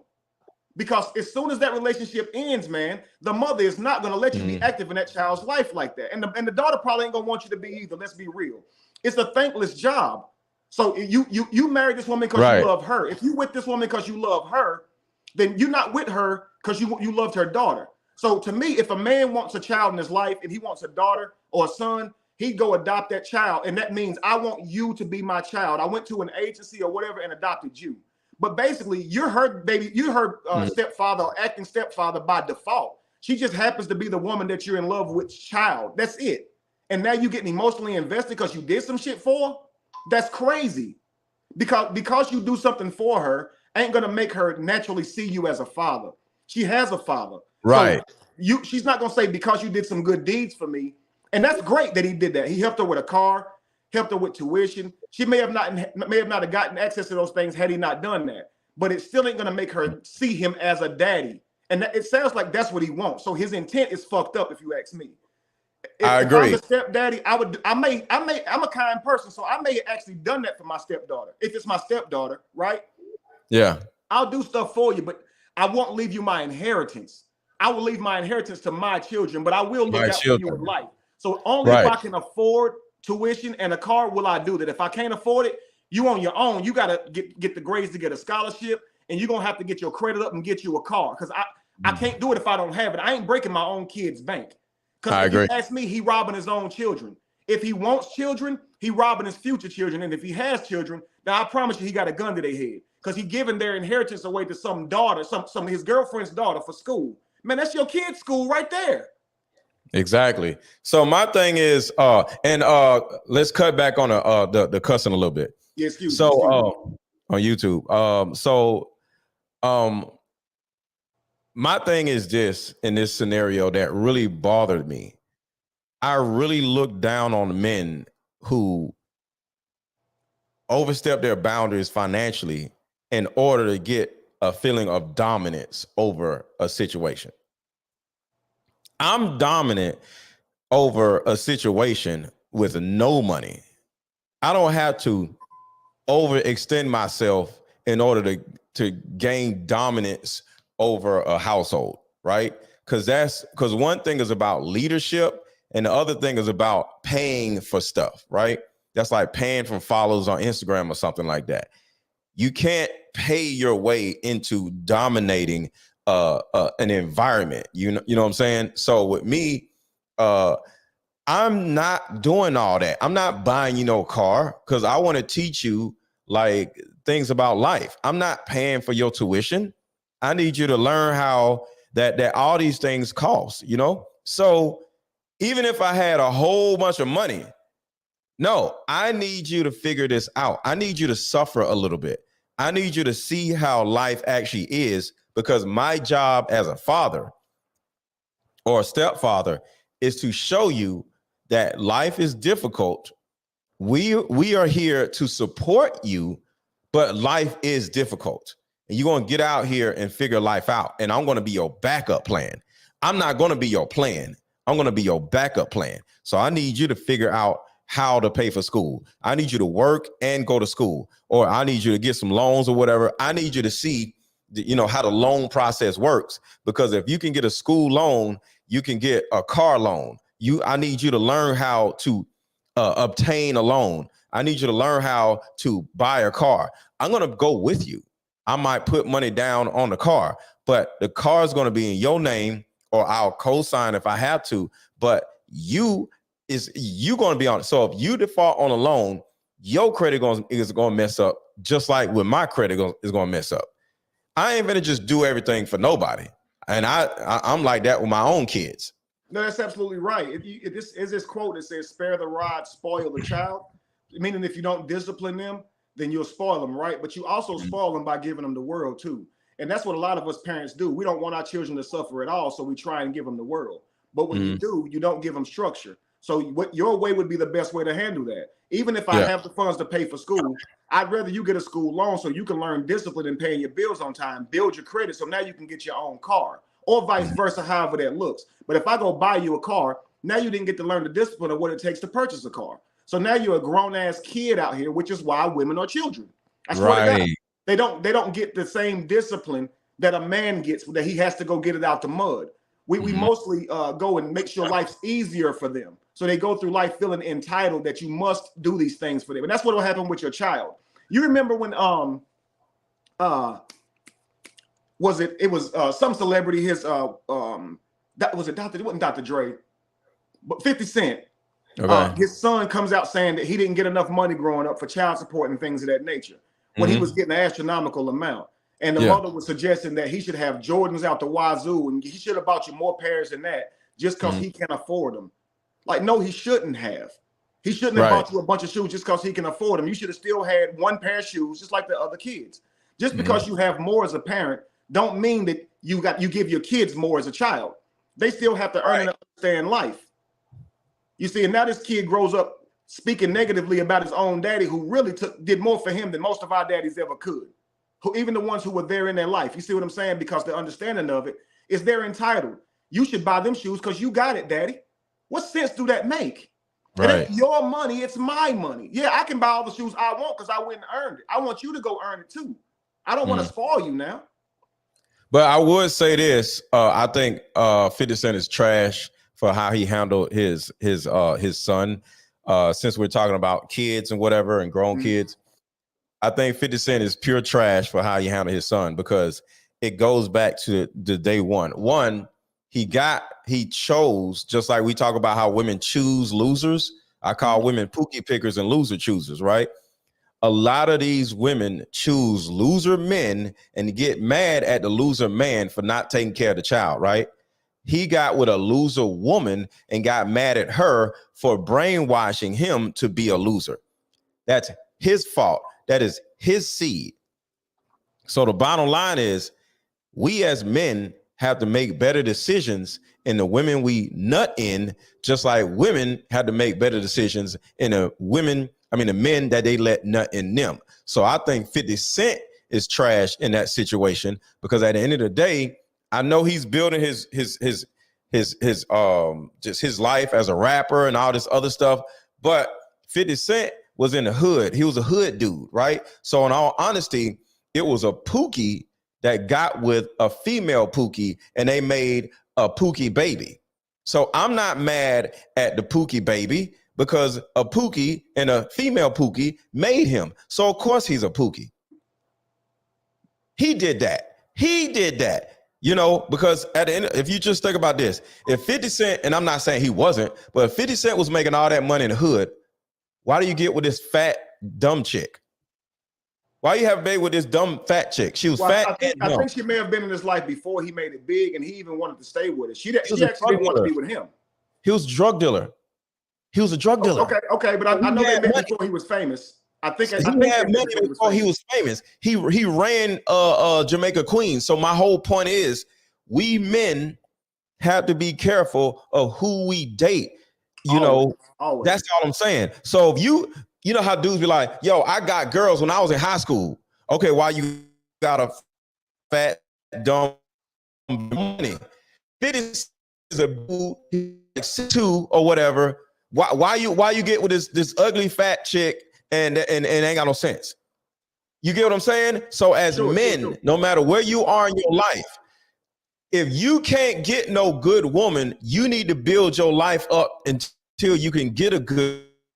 You having a goofy baby mama and a goofy child, but both of y'all made that goofy child. If your child is a Pookie, you made that child as a man or as a woman. I hold men accountable for making Pookie babies, just like I hold women accountable for making Pookie babies. The majority of these little stupid little people out here that's 20 and 25, they're idiots. Why? Because their parents were idiots. Sure. So one of the major mistakes I think 50 Cent made while just dealing with that altercation, of course, you spoke to the mistakes he made, how he made this child with this girl, right?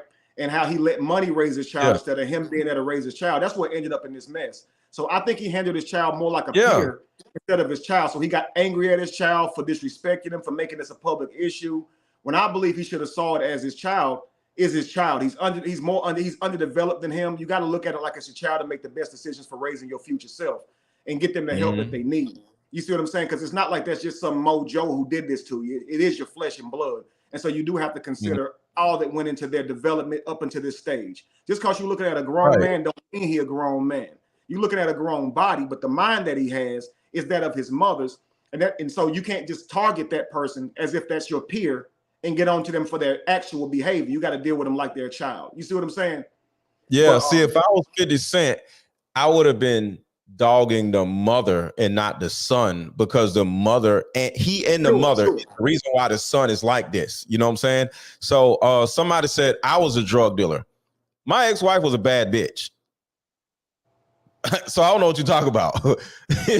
My ex-wife was a bad bitch when she was young. So I don't know what you're talking about. I didn't choose no fat, ugly chick that won't let me see my kids. My kids are good. My kids are smart because I picked a woman that has a head on their shoulders. You know what I'm saying? She wasn't perfect, but I wasn't perfect. But the thing about it is, for those of you saying that, well, I didn't pick wrong. I just picked a woman that I chose. You know, it didn't go right, but I didn't pick wrong. So I just wanted to say that we got to pick better people. They don't have to be perfect people. We ain't got to be with these people.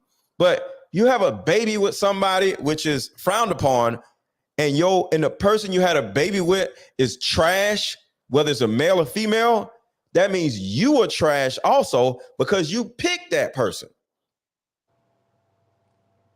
Yes, and one of my queens said, I'm talking about Lil Romeo. I know Lil Romeo's situation is a little bit different. He was talking about Master P wasn't really making the money that he said he made. And I think Master P was more there with his son. So no, it was definitely 50 Cent. But it's one comment I saw that spoke out to me, man. Somebody said that children can sometimes feel really strong feelings for their stepfather, like fatherly type feelings. And I want you guys to understand, I wasn't saying that they won't. I was saying that doing financial deeds is not going to do that. You have to earn a relationship. If you're a step parent and that stepchild sees you as a real parent, or they romanticize that relationship to that degree, you've earned this by being there for this child in their time of need, in time of emotional need. You spent time, you've thrown the ball, you've taken them to the mall. You've actually spent time with this child, right? Like I said, right? Right. You built a real relationship with the child. And that's what a stepfather should do. Genuine the relationship with the son and the daughter. I wasn't just running around paying for all this stuff. I ain't even do a lot financially because them ain't my kids. They're not your kids. I built a great relationship with the son and the daughter to the point where they got grown. They invited me to their graduation, and that just warmed my heart because I'm like, yo, I did right by a woman. I did right by a woman's kids. I did right by a man's kids. You feel me? And after the graduation, the father invited me to the house and we all hung out. See, that's powerful. That's what you call really building a family. Everybody knows their role and nobody tries to usurp the other's role. Take the one time where I think the real father might have blundered in how he spoke to the child, saying you sucked. I think there's other ways for him to say that. But you being a stepfather saying, okay, you could have made that worse by saying he shouldn't have said that to you. I wouldn't have said that to you. I wouldn't have done all of that. You see, I was saying you suck, but I was saying it in a joking way. Right. You know what I'm saying? It was a joking way. He meant like, yo, you sucked out there after a performance that was hurtful. I'm saying you suck after you drop a ball in the middle of the street. Right. Absolutely. Yeah. And then in that case, you got him saying to you, well, you have a right because you work with me. So now you can understand that even though this child is with this new man doing all these things with him, he still resents his father for not being there. So that's why I say stepfathers cannot replace a real father. Even if they get this new man to go to their games with them, guess who still wasn't there? Their daddy, and they're gonna remember that shit. Daddy. I agree. So that's why I say the man made a mistake when he said, well, she loves her daddy, but he always letting her down. And that ain't gonna stop her from loving her daddy. See, like contrary to popular belief, man, the people who look at men for utility is often the baby mother. The child is not gonna look at their father for utility.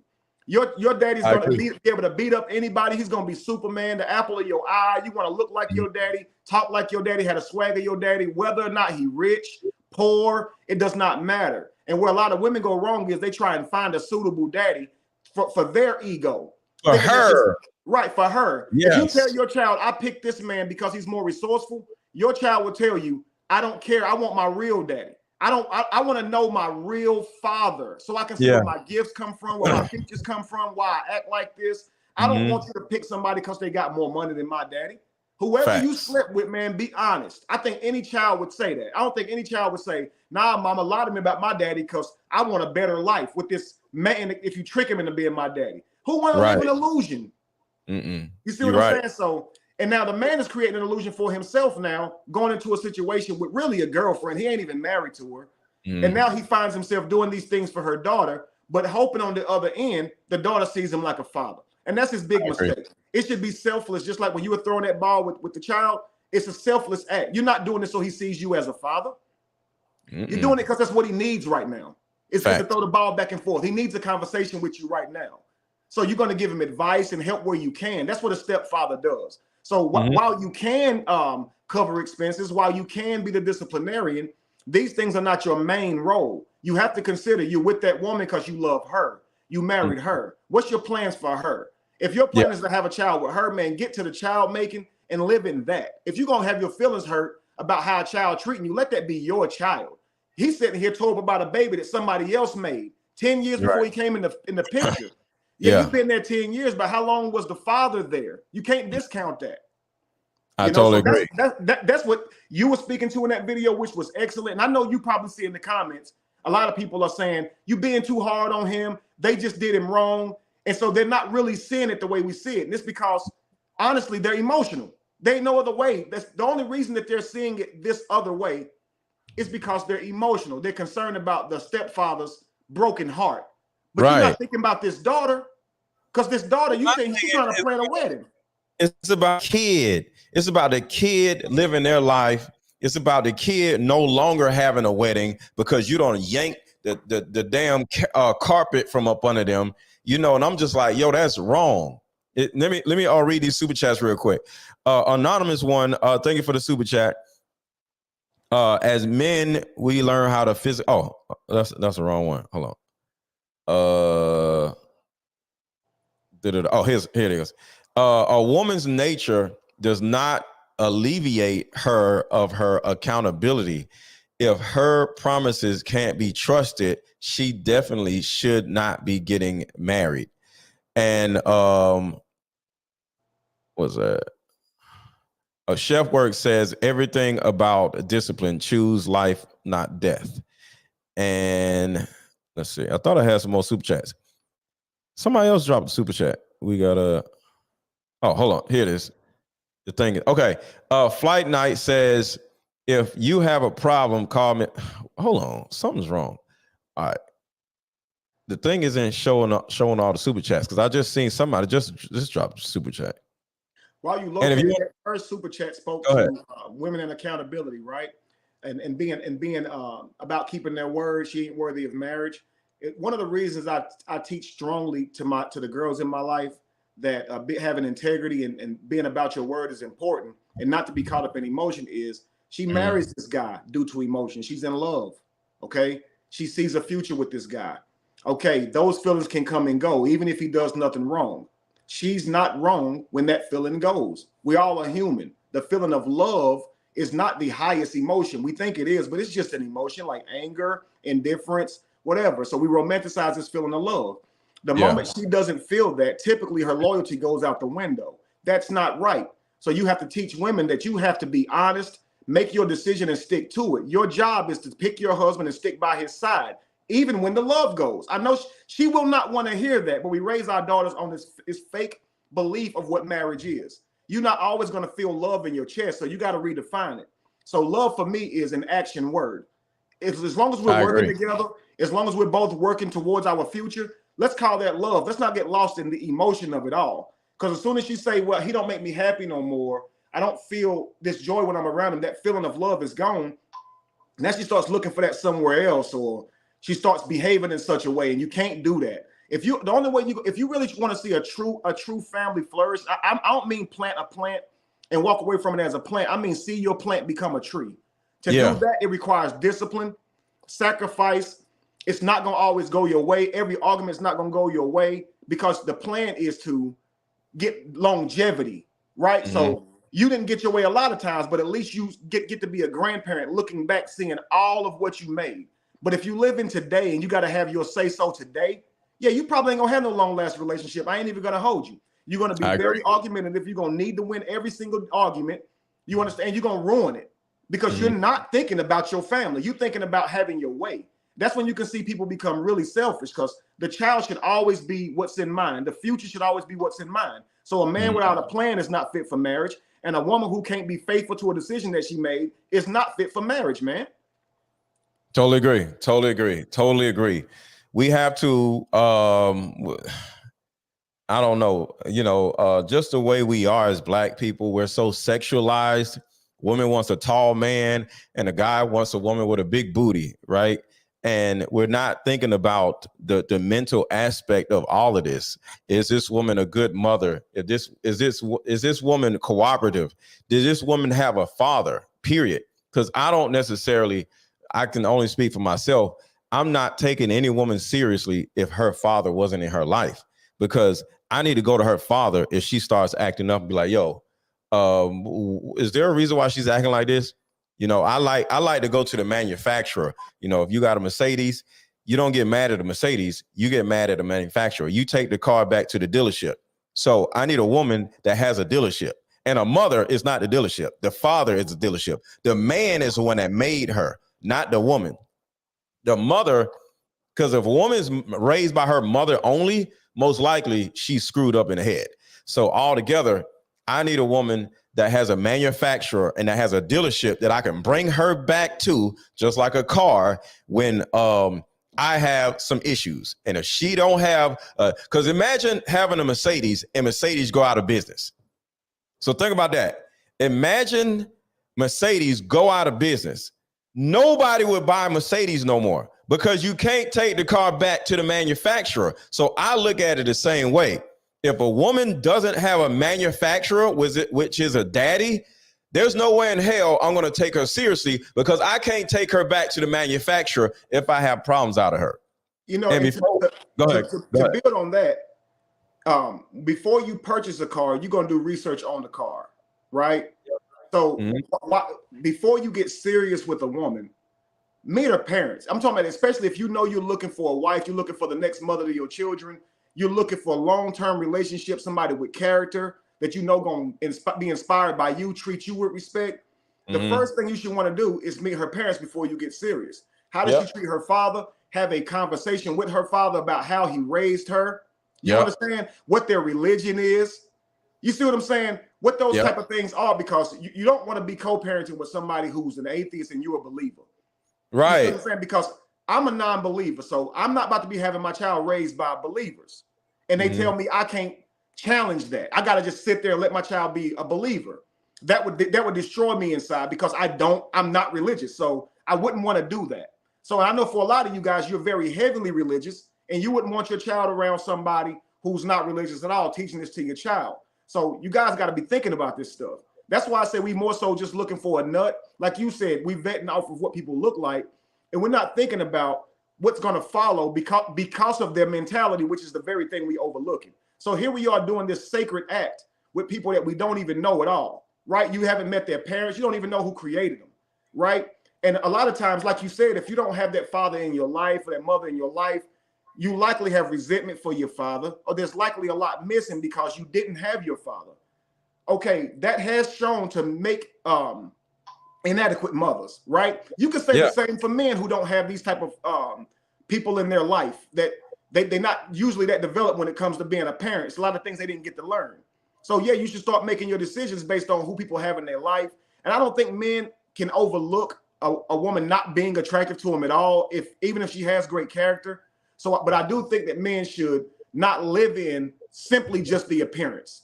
You see what I'm saying? Because what we'll do is we might have 4 or 5 girls that we dating, or a few women we dating, and who we give most of our time to is who's the prettiest to us. When who we should give most of our time to is who treats us the best. So let's say you do have 3 or 4 different women you're dating. I just want to say this: who fits our life the best, right?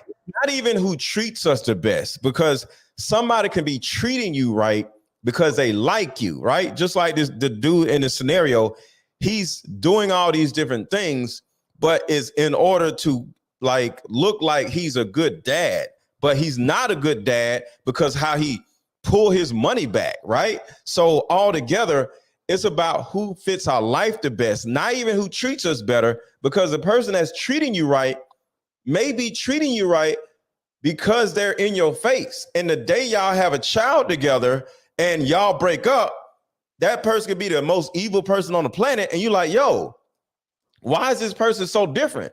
Because you ain't in their face no more. They weren't a good person. They just treated you right. Well, see, this is why you want to get to know those parents, because you want to make sure that she has a strong foundation who won't even allow her to do stuff like that. She's trying to weaponize the child. Man, if you can't call her mother and father and they have a problem with that, you chose the wrong woman. If they are 100% agreeing with her keeping her children's daddy away from her, you chose the wrong woman. So what I mean when I say treat is more like how she responds to you. You know, when you're talking to a woman, typically a toxic woman, she can't hide it. She can't pretend to be feminine, but as soon as a difficult conversation come up, she gonna have to have the last word. She gonna be argumentative. She gonna change the subject. She gonna do all that shit. Trust me, they can't hide it. They don't know how to pretend to that degree. I see them on TV try and pretend to be life coaches. As soon as somebody comes on there and challenges them, you can see all that toxic stuff. They do it all. Okay. Yeah. So if a woman's doing you like that, give her less dates. Don't spend time with her. If she's not responding correctly, if you take her out and she complained about where you took her, don't take her nowhere else. Yeah. What I teach my daughter is this: when you go out with a man, he's going out to show you what life would look like with him. Hopefully he's not a simp and he's gonna take you to somewhere he can't afford on a daily basis, on a weekly basis, a monthly basis. Hopefully he knows his value and he takes you somewhere where y'all might eat if y'all was together. And wherever he takes you, love, enjoy the place, eat the food, be kind, be sweet, be feminine. Don't sit here and tell this man, I can't believe you took me here. Just don't go no more. If he take you to Waffle House, enjoy the pancake. Be still nice, be still kind. You agreed to go out on a date with the guy because you liked him. Now, if you didn't like that, simply don't go on a date no more. But don't be on the date criticizing and insulting the man and making him feel low. Just don't do it. It's not wise, man. So this is specifically the reason why my card game is so prevalent, because my card game will get a person out of that lying role. Because when you start dating a woman, she's going to show up with her representative. And when women date us, we show our representative. Thanks. We're just humans. It's just who we are. But when you sit down and play somebody with my card game, it opens the other person up. And with all that being said, check out this commercial break.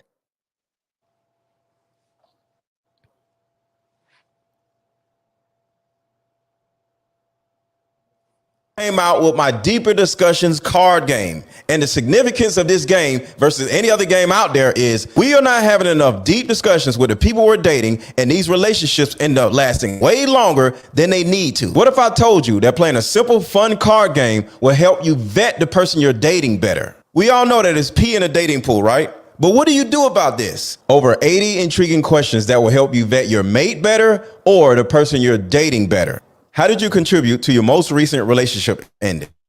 Explain the relationship you had with a guardian that you resented the most. How did your last relationship affect you, positively or negatively? After playing this game, and you're not going to get done with the whole game in one sitting, you're going to have so much of a better understanding of not only the other person, but yourself. You know why? Because you now have a fun excuse to have deeper discussions. So either click the link below or click the link in my bio to buy your Deeper Discussions card game.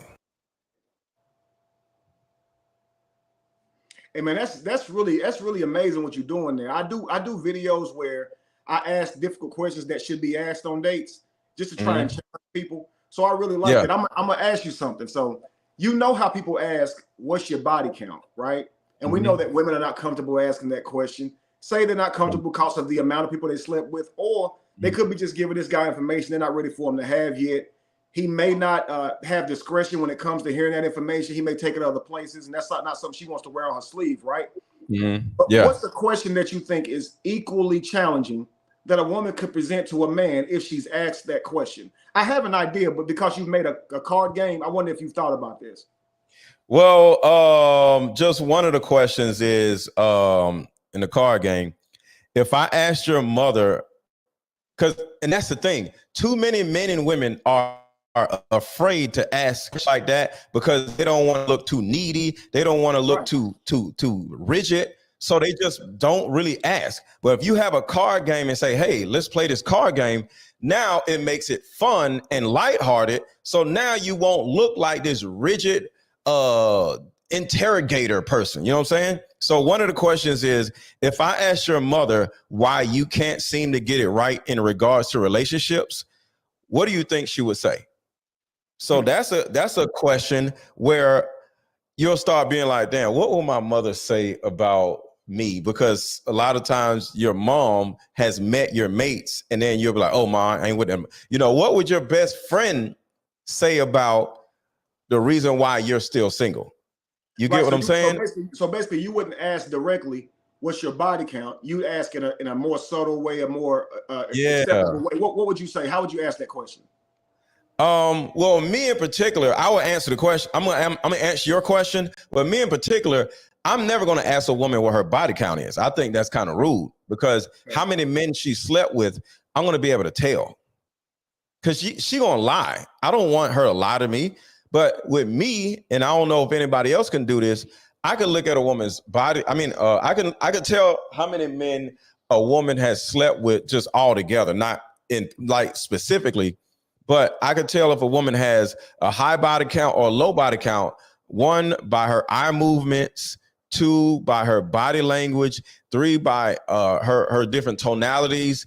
And I can see a lot of different things. So like, for example, I can bring up a scenario where I can say, do you think it's easier being single and having sex or being in a relationship having sex? Because we are having sex, right? So I was talking to a woman one time and I was like, yeah, being single is like super annoying because I can have a friends with benefits situation with a woman and it always turns into, well, why we still doing this? Like, are we ever going, you know, and it turns into something that's annoying, right? And I'm like, so just having different women that I'm sleeping with on a normal basis is super annoying. And the first thing she said is, why? I said, why? Because they always want more. And she turned around and said, well, why do they want more? They understand exactly what it is. So if she knows what it is, she's just going to, I'm like, oh, okay. That means you are okay with that. Think about that. Right. That if you have that mindset, because a woman knows how women are. So if you start being like, well, I wouldn't do that. If I just start sleeping with a man and he said it's no strings attached, that's exactly what it's going to be. Now I'm like, oh, okay. Well, that's what I want to do with you. You're instantly that woman. Because if you have that mindset of I'm totally okay with just smashing and it never being anything, why would I look at you as somebody that I want to be with? Because you probably letting somebody smash while we dating now because you're so okay with it. I want to be like that dude. Also, that tells you that she has the ability to sleep with somebody and not get emotionally involved. Right. That means she's used to doing it, right, which means she has a high body count. Sure. So that can tell you a lot about a person just listening to the red flags that they give. I've asked women before things like, have you ever had a one-night stand? Things like that. They might say, yeah, but I didn't like him, or when I do like him, I make him wait. And that tells me a lot about how they think as well. Things like that, right? But I guess I'm asking because let's just say a man is saying, I'm looking for longevity. It's a lot of like logic out here now being given that I wasn't prone to 5 years ago. Like say on YouTube, I'm hearing about pair bonding. You know, I'm hearing about people being less likely able to commit if they've had multiple partners. This is for a man too. If you're a man and you can just change women out like underwear, it's very difficult for you to stick to one woman. You understand? I encourage people like grow a plant because you will forget to water it, and when it wilts, you just go buy another plant, and you won't heal it back by doing the steps it needs to take to bring that plant back. And that's what we do in relationships. We don't fix problems. We just discard people and start a new one. We say, hey, if you won't do it, somebody else will. And that doesn't build development on how to maintain long-lasting relationships. I really think that men should be commended on how long they can make a relationship last versus how many women they can sleep with. You see what I'm saying? Because this leads to healthier families and long-term families and stuff, you know. But let's just say, just tell me what you think it is. If I ask a woman what her body count is, I agree with you. She will lie. And the sad part is you have no real way of determining that actual amount. So you just kind of got to take a word on it. But what another question I feel like would be that could be comparable to a man that he can't lie about actually, because we have to prove it. And that's what is his credit score. And I think a lot of men hear that and be like, wait a second, I don't want you asking me that because we have something on the surface that seems to make us look like we're okay. But then but that credit score shows your real discipline. And why would that be important to a woman? Because she's looking for somebody who can be resourceful and protect, and not just protect physically, but protect that income. You don't want somebody who gambling and got to have every new pair of the next Jordans. You know what I'm saying? And he's not focusing on furthering the family's income and things of that nature, right? So I can see these as being really good questions, but I can also see how a man would say, I don't like you asking my credit score, you know? So I try to even the playing field where women have to go to these dates or whatever, and they have to worry about these questions being asked that make them feel like they're lower valued. But if you can ask questions too, can you now be honest? Because that man can't lie to you about his credit score. And that does tell you a lot. It says a lot, let's be honest. But your body count and the amount of men you've laid up under, it tells me a lot too. And I just want to know how many relationships have you been in, like long-term relationships. And I also want to know how many sexual partners that you had. But more than that, I want to know how they came about. Hopefully you don't have one-night stands. Hopefully you're not sleeping with men for money. And if you ever had a train ran on you or you accepted money for sex, I can't deal with you at all. Like, I won't judge you. You're your own person. I might do business with you socially. I ain't going to ostracize you. But for dating, hell nah. I can't date somebody who let two men smash. That's not something I could do. And maybe it is an ego thing, but just no, not at all. So that's my child's mother. That'll be my children's mother. And I'm thinking of my future self, right? Do I want my future self to have a mother that had trains ran on her? Do I want my future self to have a mother that accepted cash for sex? Like, I don't want my future self to have a mother like that. I want my future self to have a good mother, a mother who kept herself, a mother I can introduce to my mama. And I know women don't really like that they feel judged, but they got to understand, we ain't judging you. We're thinking about our child's mother. We're judging you are not you. You are our decision. So I need to judge my decision. You are my decision. You feel me? So it's not about you. You are my potential decision. Like you're bringing somebody into your whole world. Like that's like you forging a business, right? And then you just met me and you're going to bring me and give me 50% of your business and you don't know me. That's ridiculous, man. That person can change your whole life. And with the power that the government gives women when it comes to divorce and alimony and child support and things of that nature, you do not want to mix with any woman that you don't fully know, that you don't fully feel comfortable with. Now, I mean, not just her family. You can meet her and never even get to know her family. So get to know her family, man, because you can tell a lot by her family. If you let's just say you dating a girl at home, family don't trust her. Trust me, bro. That's a sign. You're gonna know if she snuck out the house as a little girl. Ask the daddy, was she rebellious? Did you have to deal with that type stuff? Look in his mouth, look in his eyes, see if he stutter. Do not marry a woman who rebelled against her own daddy. I'm telling you now. She snuck out just to go to parties when her daddy said no. She gonna wear that shit anyway, even though you told her not to. Trust me, she is. Yeah, because I got two daughters, and I'm proud to say that my daughters listened.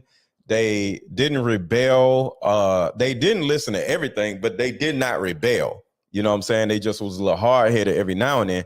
But altogether, all of that, your family, your childhood trauma, your family dynamic, who raised you and how you were raised, literally dictates your entire life. Going to the Dania Jackson situation. Dania Jackson said that her dad prioritized her younger male siblings, right? He didn't spend a lot. He didn't spend any time with her, but he spent so much time with her younger male siblings, and he was even their football coach. Imagine your dad being your football coach, right? But you the girl, and you over here, you don't even see your dad, and your dad is in your brother's faces every day because he's a football coach, right? She literally wanted to play football as a girl so she can get that attention. She literally wanted to be a boy in order to get the love from her dad. She grows up, gets with Derek Jackson. He starts cheating on her with IG models, and she now wants to be the IG model. She literally said, I studied the women that Derek Jackson was dating so I can walk and talk and act and think like them and have sex like them. So this is a family dynamic thing. She knew how to do this because she learned how to be a tomboy when she was little. So everything that we are doing now, we did in some type of way as a child. It's true. We're more susceptible to doing that. Her brain is already wired to seek validation. So like that definitely happens as a child, man. That's why you see a lot of adults now seeking validation in their peers because they did not get it in their parents. But think about this though. I don't know how old she is. She looks like she's about my age. I'm 40. She's 33. Okay, so I know a lot of men, they be thinking like you raise sons different than daughters, and a lot of them would think that they don't have what it takes to raise a daughter. My daddy was like that. He'd be like, I can't raise no girl. So if he did spend more time, unfortunately, with his boys than he did his girl, and that's typically where he's comfortable too, throwing the football, doing more physical things. And a lot of men feel like they don't even know how to be a girl. They feel too soft. See me, I sat down and played tea party with my daughter. That's how I earned her trust. I don't have any like a feeling of like insecurity when it comes to how I am with my children. You understand? But a lot of men do. And you can see that builds up in her. So what did she do? Relive that with Derek Jackson. And so now she's seeking the validation of Derek Jackson through trying to look like who he's giving most of his attention to, just like her father was giving most of the attention to the sons. And that's scary. That's why you have to ask these questions. What's your relationship like with your father? Well, he was never there for me. Listen, if you date a woman like that, even though you're trying to be there for her, if you ever miss it, she will kind of metabolize it the same way. You're neglecting her when you fail to give her attention. So you can be in your own world. You could be concerned about life. Like, for instance, I got a couple, right? I counsel. They're this way. He says he's sitting in a restaurant and he knows that bills are tight, right? So he's thinking of different ways he can make money and keep the family afloat, right? Some things, he had a car mess up, so you know he got to pay for that. Now the woman, she doesn't pay any bills, right? So he took her out to eat, and while they're out to eat, all she can think about is where they're going to go to next and all these types of things. In his mind, he's kind of like out of it because he's thinking about how he's going to make this extra money, right? She doesn't know that because if he tells her that, she'll be worried, right? So he don't want to worry. He don't want to stress. He'll handle the stress. But now she's upset because he don't seem like he's really interested in what they're doing next. You see? And she doesn't understand that the man, he's carrying a different burden than her.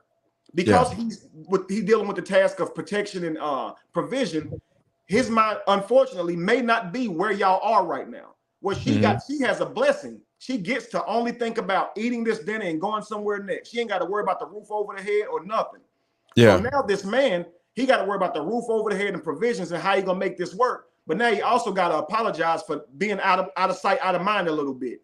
And she will weaponize that and say, you didn't pay attention to me and you didn't do. And it's like, yo, you being, and that's why we say women are like children, because they don't understand that, yo, you have some stuff that you have to be there's a burden to you that she don't have. And she don't have any understanding for that. It's almost like she's a child. Tell your child you don't have McDonald's money. Watch him act out. Now tell him in the nicest way, listen, I can go make some burgers myself, but mama and daddy don't have money for McDonald's right now, baby. It's not in the budget. They still gonna cry. They still gonna cry, just like a woman. That's why you can never give your child a steering wheel. If you give them the steering wheel, you're gonna be off on the side of the road somewhere because they care about what they want. And you, frankly, as a man, you can't give that to your wife because she cares about what she wants. Because she's a child. Yeah, you're caring about the family and inheritance and all this stuff. So this is why I say, look, if a man really do the right thing and focus on his plan and don't spend if it's not out of budget, he'll have an angry wife because everything she wants ain't gonna be in budget. When holidays come up, birthdays, anniversaries, if it's not in budget and that man says, we sticking with the plan over tradition, over birthdays, anything, we sticking with making sure this house has what it needs, your children and your wife would be upset with you. So believe me, that's why I say a wife or a child can't use you, but they'll give you but they'll take anything from you if you give it to them. So as a man, you got to have a budget. So you can't, as a man, say, I don't tell my wife, no, she can have whatever she wants. Man, are you crazy? You got to have a budget. You can't do that for your child. You're going to ruin them. You got to have a budget. Because the thing about it is, you're not supposed to give a woman everything she wants, just Not like you're at not all. supposed to give a child everything that they want. You know what I mean? So Eric Weston, thank you for the super chat. He says knowledge. Shout out to JD Caudle. He says, y'all better hit the like button. This is all facts. I'm a witness. Thank you so much. Woos Dragon, shout out to you. Thank you for the $5 super sticker. So all together, I like to share resources that will help our community become better, right? But the only thing that I can do is lead the horse to the water. I can't make the horse drink. And I have different resources. I have a course, I have a coaching group, I have different things. I have a lot, but the number one thing that is the easiest thing to consume and digest is my card game, because it's fun and you can play it with anybody. See, when you take a course, it's just you taking the course, right? My coaching group, you go and take the coaching group. That's cool. You could do that. But all together, the card game is something that you can play with your mama. You can play with your brothers. You can play with your siblings. You can play with your coworkers. You can play it with your man. You can play it with your woman. You can play it with your kids. I actually played the card game over dinner 3 days ago with my oldest daughter, right? And me and her, we don't got into it to the point where she will block my number, right? Mm-hmm. And one of the questions in my card game was, if we got into an argument, I'm playing this with my daughter. If we got into an argument, and I got the card this time. If we got into an argument and after the argument, I block you, how would you feel? Do you know my daughter said she would be mad? And I'm like, you don't block me before. How are you going to get mad if I blocked you? She's like, because you my daddy. You can't block me. And I was like, what would you do? She was like, I call mommy and tell her to call daddy. Like, why is he blocking me? I was like, yo, it was hilarious. Because I'm like, you don't block me before. But she's like, well, that's different. I'm your daughter. I can do that. So playing my card game, it's so fun. You can play with your own kids, man. This is telltale that our wives and our children expect us to be leaders. They expect us to be more disciplined and to not do the very things that they're willing to do. Because in all actuality, she shouldn't block you either, but she can feel the pain from if you were to block her. And daddy shouldn't block me. He should make better decisions than me. And he shouldn't stoop to my level. That's women or children, right? Right, because we're the children. But still, that shows you that, hey, you still got to have boundaries. You know, so because you understand that now as my daughter, can you not block me? Because you know how it feels to a man to not be able to reach out to his daughter. Like, we don't want y'all mad at us either. Like, we actually value the relationships with our children. They give us life as much as we give them life. Like when I was a child, my daddy meant the world to me. I didn't have my mother. She died when I was 3. But my father, he meant the world to me, right? But when I became an adult and had children of my own, they meant the world to me. And carrying them on my shoulders made me feel just as strong as being on my daddy's shoulders. You see what I'm saying? So I can tell you straight up, I need my children. But I don't need the world for their validation. I get it through my children and who they are and the things they tell me. You see what I'm saying? So my children mean the world to me. It would break my heart if they blocked me because of an uncomfortable situation or conversation. So I can definitely understand what you may have felt, that you can't reach out to her right now because she's upset. So I think that's good that y'all can have that conversation and both of y'all can see how each other feels, and she can say, you know what, based on how that would make me feel, I'm sorry, and I ain't gonna block you no more. I'll try to handle that better the next time and not get so caught up in my emotions. You see what I'm saying? Yeah, and you have kids, right? Yeah. Imagine playing this card game with your kids and a card comes out and says, which parent was the most emotionally unavailable? And they said you. That's how important this card game is. You could play it with your kids. They could be like 12 years old. They can read and they say, which one of my parents was more emotionally unavailable? And then they turn around and say, you, daddy. You instantly have to become a better daddy, because now you're like, oh, damn, I didn't know that. So you're instantly a better father now. And somebody in Queens and Diamond said, how do you get the card game? The link is in the chat. I'm sure you can see the chat on his side. You may not be able to see it. I'm not sure. But the link is in the chat. And if it's not in his chat, do you see my link in your chat? I'm not sure. I don't know how that works, because all of this is new. I don't see it in on the screen with you right now, but I have a second phone and I can see the chat on my phone. So you can see it? Yeah, on my phone I can. Okay. Yeah. Okay. But I'm not really paying attention to it as I'm focused on the camera with you on it, because that's in past time or whatever. So Right. Okay, so your people is saying they don't see it in the chat. So okay, so what's the it's a link, isn't it? Yeah, the link is, well, it's going. Don't worry about it. So to the people, so they're saying no. Actually, hold on. I'll do this real quick. And I can definitely go back and post that link later for you as well. So what I'm gonna do is I'm gonna text you the link. Okay. Hold on, right here. Boom.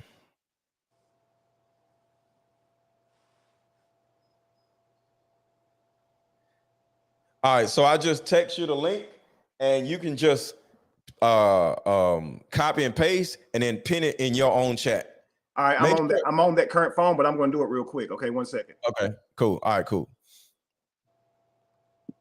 So yeah, to the audience wondering about my card game, you can literally, as a mother or a father, play this game with your own kids. Playing this game with your own kids will literally blow your mind. And next thing you know, you're like, wait a minute. I'm not as emotionally unavailable as I thought I was. One of my daughters said I was more emotionally available, and my other daughter says I wasn't as emotionally available. So I'm like, wait, my two kids that was raised in the same house experienced me differently? Whoa. My own card game, open that up with my own kids. Right. My two kids that grew up in the same household experienced me totally differently. I'm like, what? It's in the link, guys. It's in the chat, guys. So yeah, wow, that's deep right there. I love that idea, that card game, man. That's amazing. I don't know how much time we have, but can I give go ahead this template to stepfathers? Like, yes, cool. So guys, I'm gonna read this to you guys, and let me kind of get this out, and then this is for all stepfathers, okay, or people who may potentially end up in a relationship where the woman already has a child. I really want you guys to go into it the right way instead of ending up like this guy here, okay? So, right.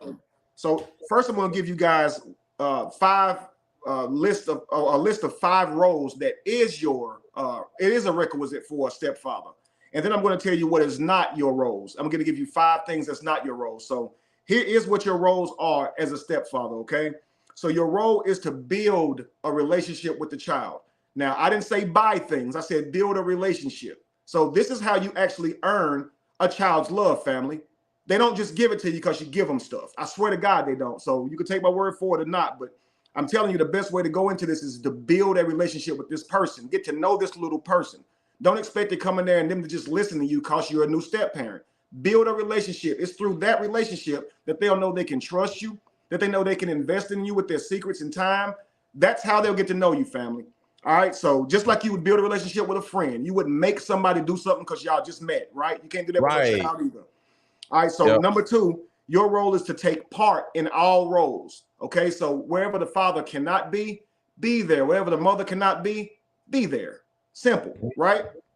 Number 3, your role is to understand your authority. So understand what the child needs. Get with the parents of that child. Hopefully the child has both parents in their life. If you're one of those fathers who say, I won't actually be with a woman if she still knows the father, then you shouldn't do it, period. You shouldn't do it at all. You that means intimidated. Right. You're a demon at this point. you come to steal, kill, and destroy because the child wants their father in their life and you don't want them in their life. So you understand, you want something different for the child. And if you had it your way, the child would be miserable. Stay out of their life, man. Move on, start your own family, bro. All right. So understanding your authority through getting with the mother, finding out what the child needs. Where are they in school? Where are they with their discipline? And then try to help where you can. But don't just come in saying it's a new sheriff in town. Your kid gonna listen to what I say or else. Even if they move into your house, if you feel like they have to, just because they're a new child, you might not want to do it. I'm telling you. So you might not want to do it. I would be willing to discipline my stepchild, but only with the approval of the mother and that father, and be where I'm supposed to be, right? So in other words, if the child is a hellion, and I know that the parents are not parenting him, I wouldn't even do it. So for all of you saying who say, what if the child really bad? Don't do it.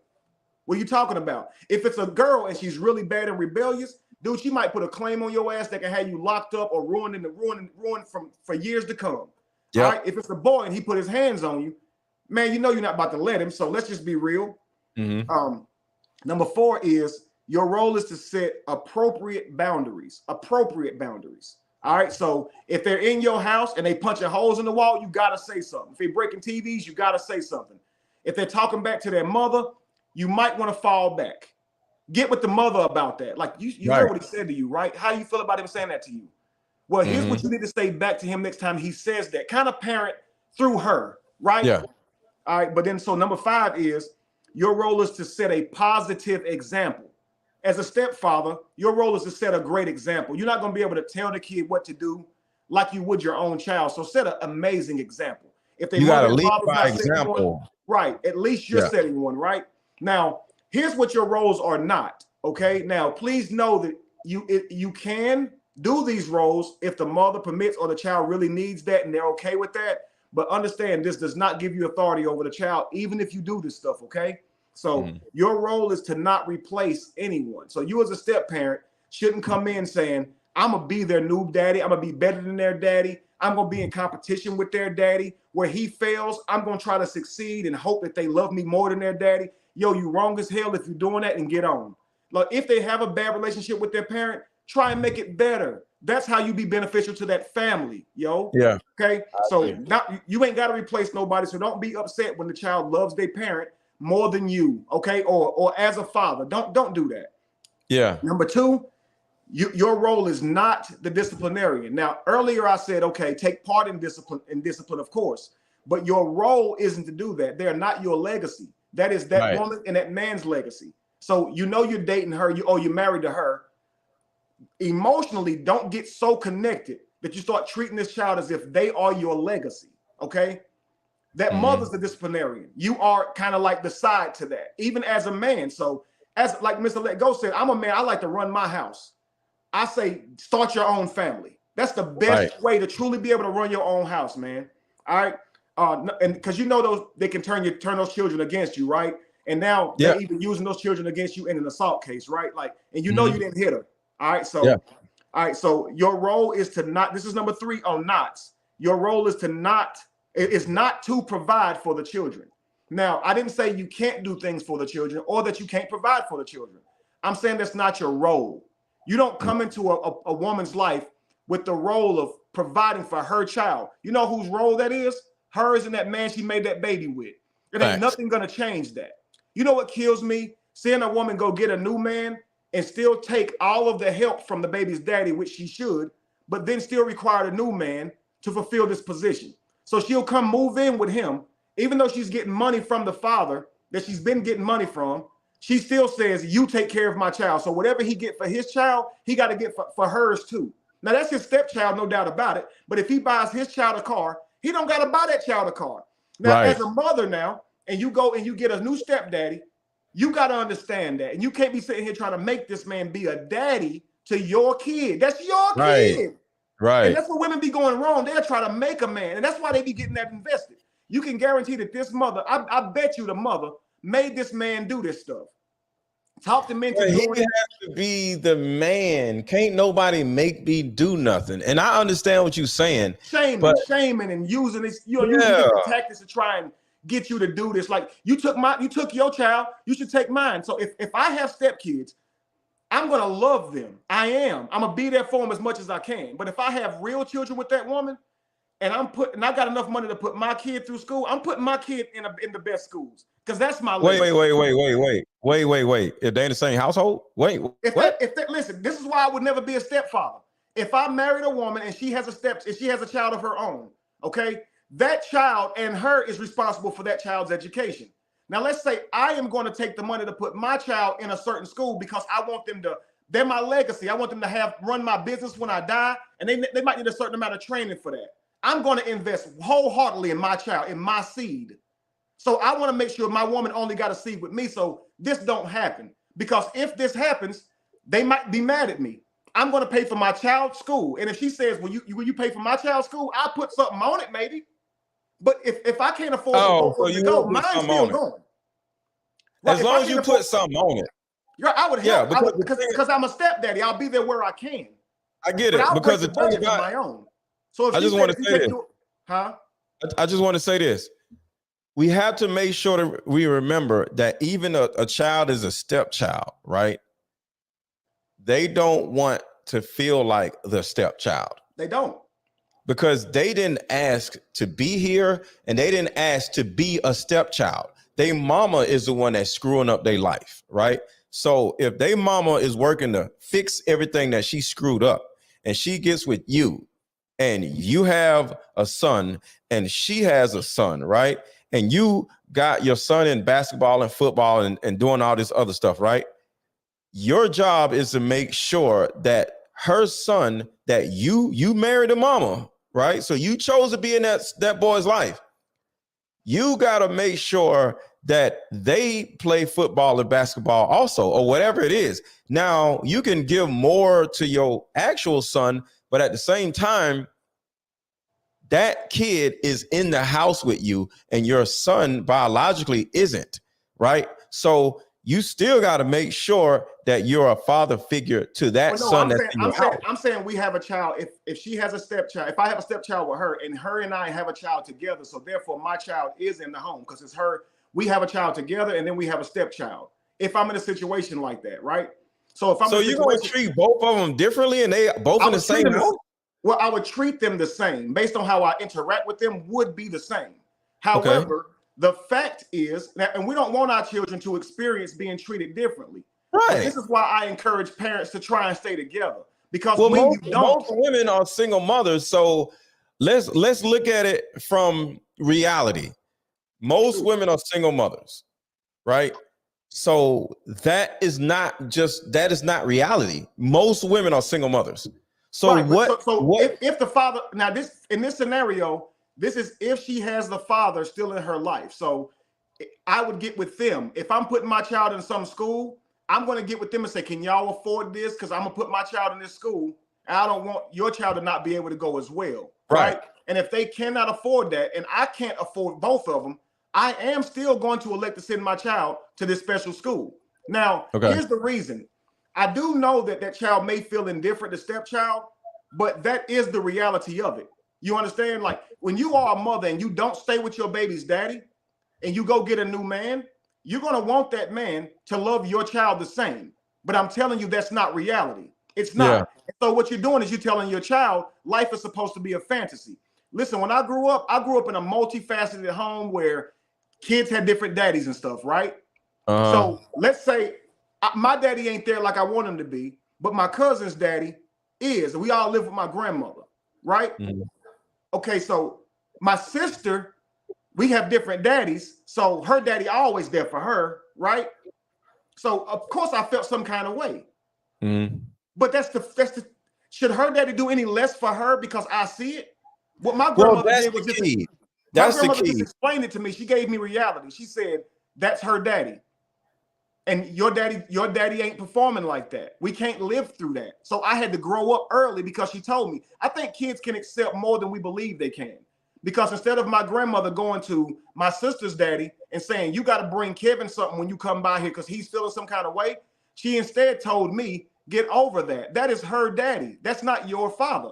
No, and man. I disagree with that. No. Listen, I had cousins who grew up in the same house with me. Now, all of my grandmother's children gave, except for one, gave the children to my grandmother. So my grandmother raised all of us. So we have different parents and stuff inside the home. So Right. the mothers, they might bring, now my grandmother is my daddy's mama, and her other children are women. So she has two other girls who got their children living with us too. Now they still alive, they still around, but they living with grandma, right? So they came through more than my daddy did. And when they would come, they would bring different things. Food, I'm talking about McDonald's for their kids. So my cousin got McDonald's from his mama. I can ask my cousin if I can have a chicken nugget or something, but she don't have to bring that to me. I am not his. Yes, she does. It's kids in that house, bro. That's wrong. But that's children ain't asked to be in these situations. You can't turn around. They didn't ask. They didn't ask. But hold on, you can't inadvertently ostracize a child, and this child is hungry, and this child has some food. Well, now let's say we took that. Okay, let's say we listen to what you're saying and saying, okay, you can't do that. That is saying that the adults of their own children have to now be responsible for children that's not theirs, just because they want to bring something to their child. But you got to think about this now. My aunts already barely had money and was living off food stamps and WIC anyway. So do they have any extra money to bring these other kids that stand there? They probably don't have it. So to them, they're coming by there to see their children. They're bringing whatever my grandmother requires monthly for her to keep those children. Think about this. I don't look at women and men in the same way. Okay. So women usually don't have no money. They gonna do what they do. I'm talking about men. If I have, say, a baby mama, right? And then she has another child that's not mine, I'm going to bring both children some food. I'm not just going to bring my child some food. Now, if I don't want to do that, or if I can't afford to do that, I'm going to tell my baby mama to, hey, tell him to come outside, or tell her to come outside, and we're going to go do something, and we're going to go get some food. I'm not going to bring my child some food and let my child eat in front of their brother or their sister. That's wrong. You don't have to treat them equally. I agree with letting them you got to do it to the best of your ability. To the school thing, that's a lot of money, so I can understand that. But when it comes to normal, everyday playing sports, food, or stuff like that, that's why I say the basics. That's different. As a step, now I would now, when it comes to my aunts and stuff like that, I would still disagree. But as a stepfather, I do agree that you are, by marrying her, right? By marrying her as the man, saying I'm responsible for resources. You are saying I will at least give your child the basics: a roof over their head and food. Anytime mine eat, yours will eat. That's perfectly understood. But when it comes to big decisions like putting your child through a school, if you can't afford that, I probably would still put my child through that school. It would be unfortunate that I couldn't send their child, but that's something that their child would have to understand, because they do have two different fathers. And listen, there's going to be so many things I don't get out of this too, because you know stepfather's a thankless job.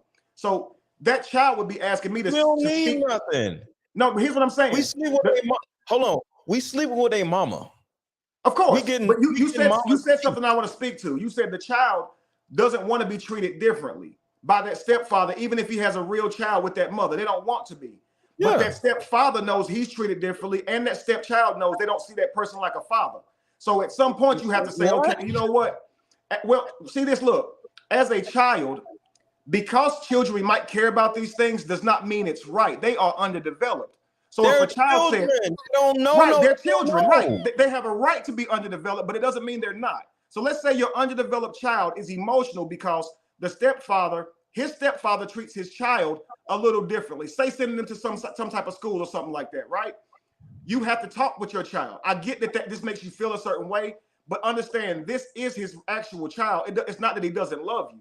So the child may feel some kind of way by it, but it don't mean always give them that way because their feelings are hurt. Real life is happening. And so we have to prepare our children for real life.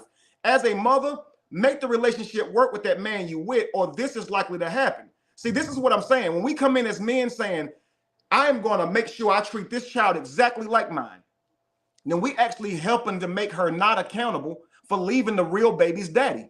So we are working just as hard as the government, if you ask me. the government gonna give her food stamps, WIC, and make her life easier when that man is not in her life, so she don't feel the effects of it. So she can just chill. The government ain't smashing her. It's no, a they're little not. bit different. But listen, if she has a child, so if you're smashing her, then you are with her and your child that comes through her. She needs to know that if she has a child with a man, it's up to her and that man that she had a child with to take care of that child from here and now into forever.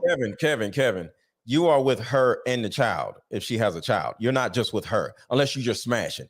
If we talk about marriages or relationships. We're not just talking about you meet this chick who got a little kid, you just smashing her. You're with her and the child, not just with her. You're with both of them. You're in a relationship that is different with her and the child. Unless your role to the child, the role to the child is not that of a father, right? We agreed on that. Huh? His role to the child is not father, it's stepfather, correct? Yes. Right. So even though he's married to the mother, his role as stepfather is still not to provide for the child. That's not his role. He's a stepfather. In unison with the actual father. Unison, it is a parallel. It is not the same, but it's still a parallel. So watch this. So watch this. Let's say you're in a situation where you have a child with this woman and you have a stepchild with this woman, right? Mm-hmm. Yeah. Now your stepchild still has their father in their life, right? Mm-hmm. Now, when you buy things for your child, you have to buy them for her child, right? Because of course you're the husband. Yes. When he brings something to his child, does he have to bring it for yours? Yes. Okay. If y'all work it like that. Yes. But, if y'all work it like that, but if I am not with a woman. But do you hold on? Do you see what I'm saying though? No, I hear that's your criteria. I wouldn't tell you that you're wrong. I wouldn't tell you you're wrong. He has to bring something for my kid the same way I got to bring something for his kid because we are a bigger community. That's perfectly fine. I'm not going to ostracize his child, and he's not going to ostracize my child. We are a bigger family. Right. If y'all have that agreement, right? Yeah. So now here's where you said being used is not about intent. Okay. It's not really about intent. Somebody can use you and not be intending to use you, right? You said when you feel used is when you would withdraw. So in other words, when there's a disadvantage. So you and the baby's daddy, you and your stepchild's father, y'all have this agreement where y'all do stuff for the other child every time, right? Yeah. Okay, so now you're going to put your child through school. You would like to be able to put his child through school, but that's not something you can afford. That's bigger. We talking about food. We talking about little small stuff. That's bigger. Okay, because I was going to say that's where you would present a disadvantage. Okay? Yes, because school, buying somebody a car, that's different. We talk about small basic needs. Taking a kid somewhere, spending time with a kid. What about a PlayStation?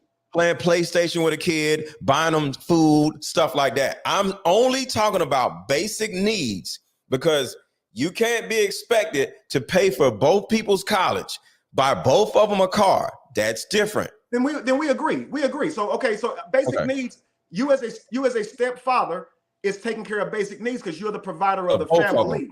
Right. Like they're my kids. Everybody within the family, because you are the provider of the family, but you're not the provider of the child.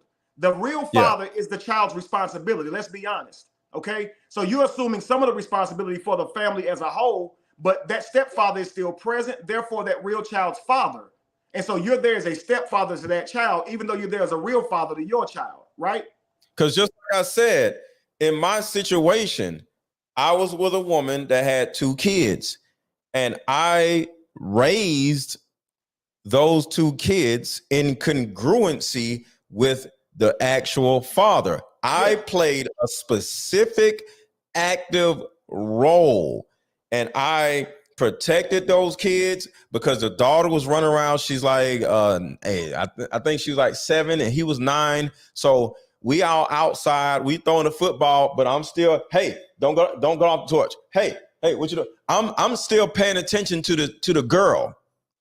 I'm protecting the girl while we out here playing football. So she is my priority. He is my priority. Sure. Now I got my own kids, of course, and my kids are a different priority, But since I'm with the woman, I see the kids more often than I see my kids. Sure. That's just how life is. That's how it goes. You don't see your kids as much as you see another person's kids when you with that other person. That is life.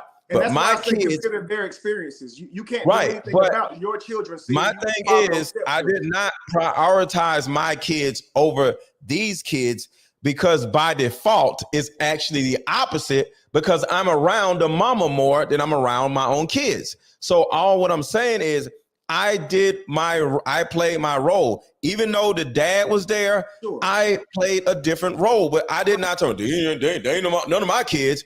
No, I was still there. Well, if you've done one of those larger transactional things, that may have had to come into play. You see, so if it's just the basics, that won't matter. So the basics, I'm not buying them kids a car, but I'm buying my kids a car because it's bigger. Right, it's bigger. So we agree then. So relationship-wise, you would be there with the kids. You'd throw the football with their son as much as you would yours. All those types of things you would do. But this is what I'm trying to explain to men and mothers, or mothers and fathers out here. If you do separate and begin to co-parent, or if you're a man looking to have children of your own, if you're a man and you're looking to have children of your own, if you choose a woman that already has a child, this is not a no, but you want to make sure that she's definitely worthy of being your wife. Okay, she already can't make you her sole focus because she has a child. So she got to have great character. She got to bring a lot to the table. You got to understand this, because here's what you got to think about: the life of your future child with her. You're going to want to pour into that child, and you know that you are agreeing to taking care of the basics for that other child. Now, if you add that up, the basics over years and years, they can come up to a lot. And that does take away from your real child. Whether you want to agree with that or not, it does. So it's better to start your own family. So all you have to worry about is yours. But if you do choose this, know that that's part of it. You can't go into it like Mr. Let Go was saying. You can't go into it and say, I buy mine something, but not yours something. I've seen it, man. I've seen it go on. But I do understand it when it comes to larger transactions and even a will, leaving an inheritance. I will leave my children my business, my land, my houses, and I will not leave it to stepchildren. If I did leave stepchildren something, it would be cash. But I would leave my child legacy and assets, man. You know, and so that, as a mother, if you do marry a man, imagine this: that man's going to leave an inheritance to his children and not the one you have with that other man. I agree. Make it work with that other man. Like, it's just better. I agree. But yeah, I just wanted to make sure that was understood. And I know some of the people in the chat, y'all ain't even got no kids. So yeah, start your family with somebody that doesn't have any kids. But to the men and women that have kids, the reality is you're going to integrate your life with somebody else's kids, whether you're a woman or a man. The man gonna have a kid or the woman gonna have a kid, and you don't turn around and make that child feel like they're less than, because like I said, they did not ask to be here. They did not ask for their daddy to leave. You got to look at that whole situation and say, am I emotionally, physically, we're playing with a kid, playing PlayStation, physically and financially able to raise my kid and this woman's kid, or my kid and this man's kid, because that child did not ask to be here.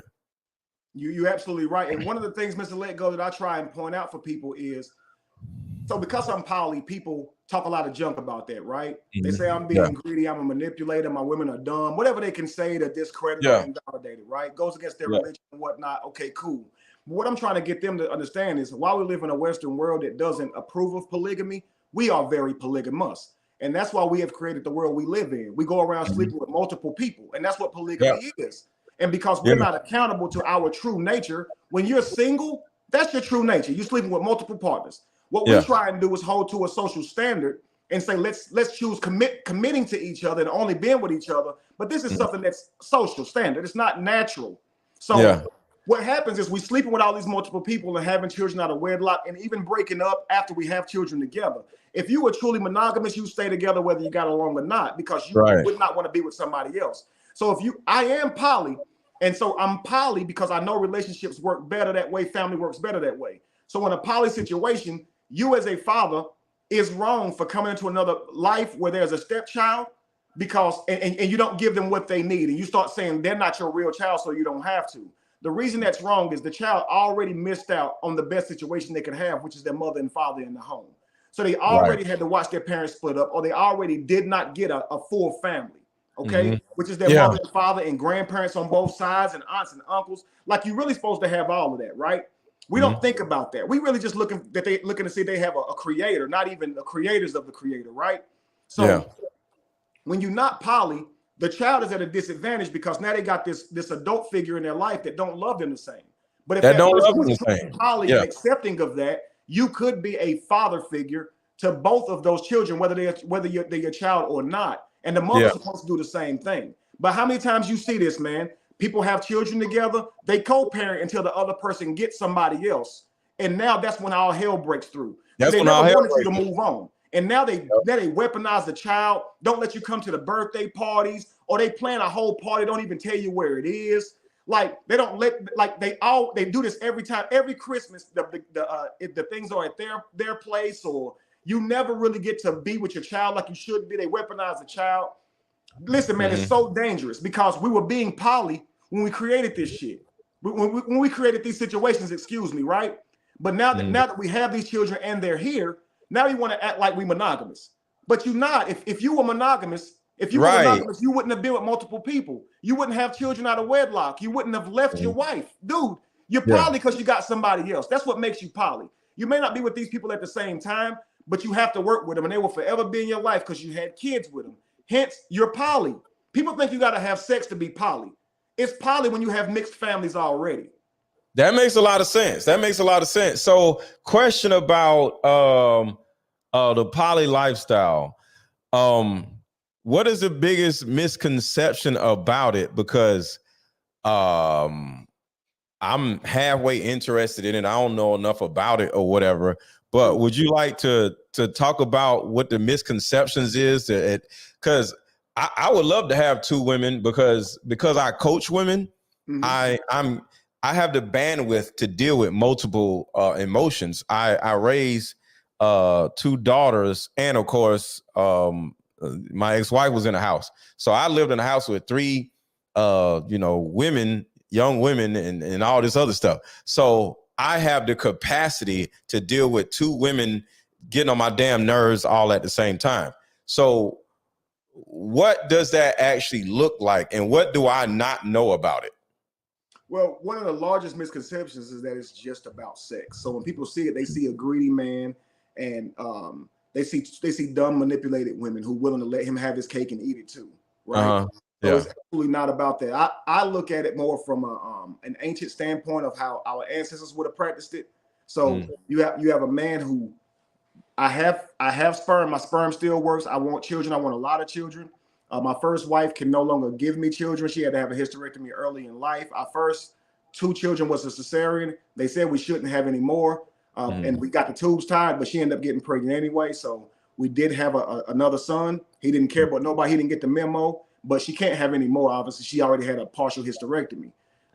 So I want to still have children, of course. So I have another wife for that, right? But I also am madly in love with both of the women I'm with. We get along. Right.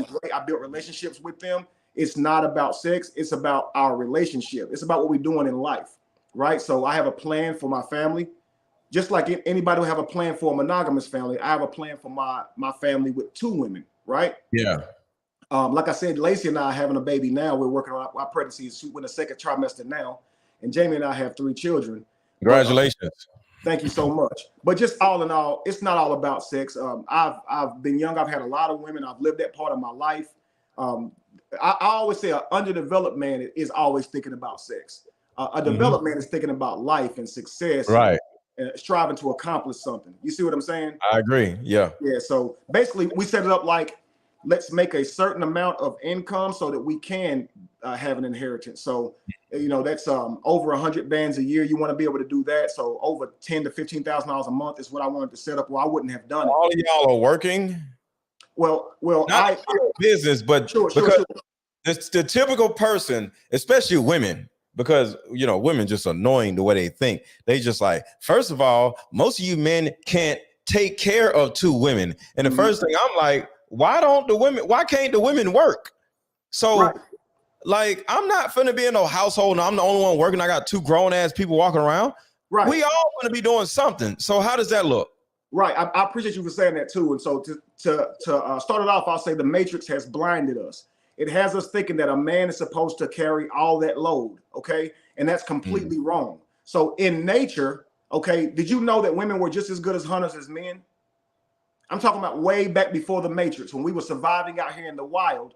Women could pull that arrow back and shoot it just as good as a man. They may not be able to pick that deer up. Or I was just about to say they can't drag it back to the house. They can't drag it back. But archery, they would win competitions even against men. So they were good at hunting, fishing too. So this isn't something that's gender appropriate, right? So both of us can hunt. So any man who looking to take care of all of his women and the children in the family is going into it backwards. Your women, okay, hunt as well.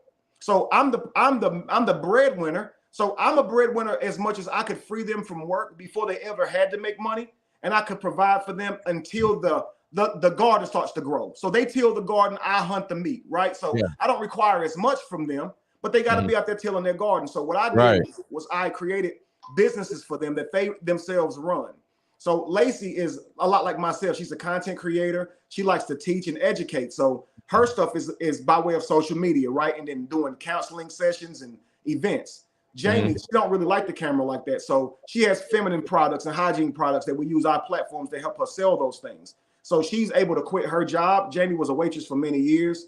She was able to quit her job. Lacey was a banker for many years, and they were both able to quit their jobs. I allowed that. I asked them to quit their job. I wanted them to work for me and with me. You know, so I always say this, a man getting with a woman, the first thing he should do, ladies, don't get mad at me, but put her to work. I know y'all don't like to hear that. Y'all like for a man to just marry y'all because he love y'all and y'all. No, you finna work. You're starting a business. A marriage is a business. So before we have a baby, this business will be our first baby. So I'm going to give you something to do, and you're going to show me how well you do it. And if you don't do it well, I'm not marrying you. You got to get out. Right. If we can't grow a business together, we can't grow a baby together. Facts. We just can't. So I always encourage men, start a business with this woman, because before I let you get on to me about me not texting this morning, I'd rather you talk to me about that order I didn't send. Because I don't want to build a relationship based on what we do for each other. Like, I don't want someone looking to fulfill a position with me in their life. Like, I want a man to give me attention and take me out. So that's really what I am. Even though I have a plan, to her, that's all you are. And she'll end up leaving your ass halfway through and taking half of what you work for in this marriage, right? Because she was never really focused on no family. Never. Yeah. She just wanted a boyfriend. I swear to God. And you'll marry, and she'll marry you too. All that. But that's why I say men commit and women bond. Men commit. Like, we really will commit to you. But women bond. If that bond gone, her commitment gone too. It is, man. Just, women don't understand that. You know, so build a business with her. So that way you ain't wasting your time and she ain't wasting hers. You understand? I full well even believe in those living together contracts. If you're gonna move in with each other, have a contract, build on this. That way you setting yourself up for a real marriage. That way nobody's going into this empty-handed or going into it backwards. You see what I'm saying? Yeah. So long story short, I made sure that they both were earning money. I am the bulk of it. I don't depend on their income, but their income is for investments and things like vacations and whatnot. And of course, when I'm making money, so I put money into savings every single month. But I don't say make y'all's money and just spend it. However, that's not how my family runs. We are a pack of wolves, or we are a pack of lions. When we go out hunting, everybody got to bring back some meat. So even my children. So a lot of parents, we raise these families on the backs of the husband, and this is why we die early. Okay, that's why we die early. The man is sitting here trying to pay all the bills. Even when his child gets a job, the children don't have to help out with the house stuff. You know, don't take your child's money, they say. And then we rush our children out because they grown and they eat a lot of food. When in all actuality, it should be like, I'm going to train you to where you can go out and take care of yourself.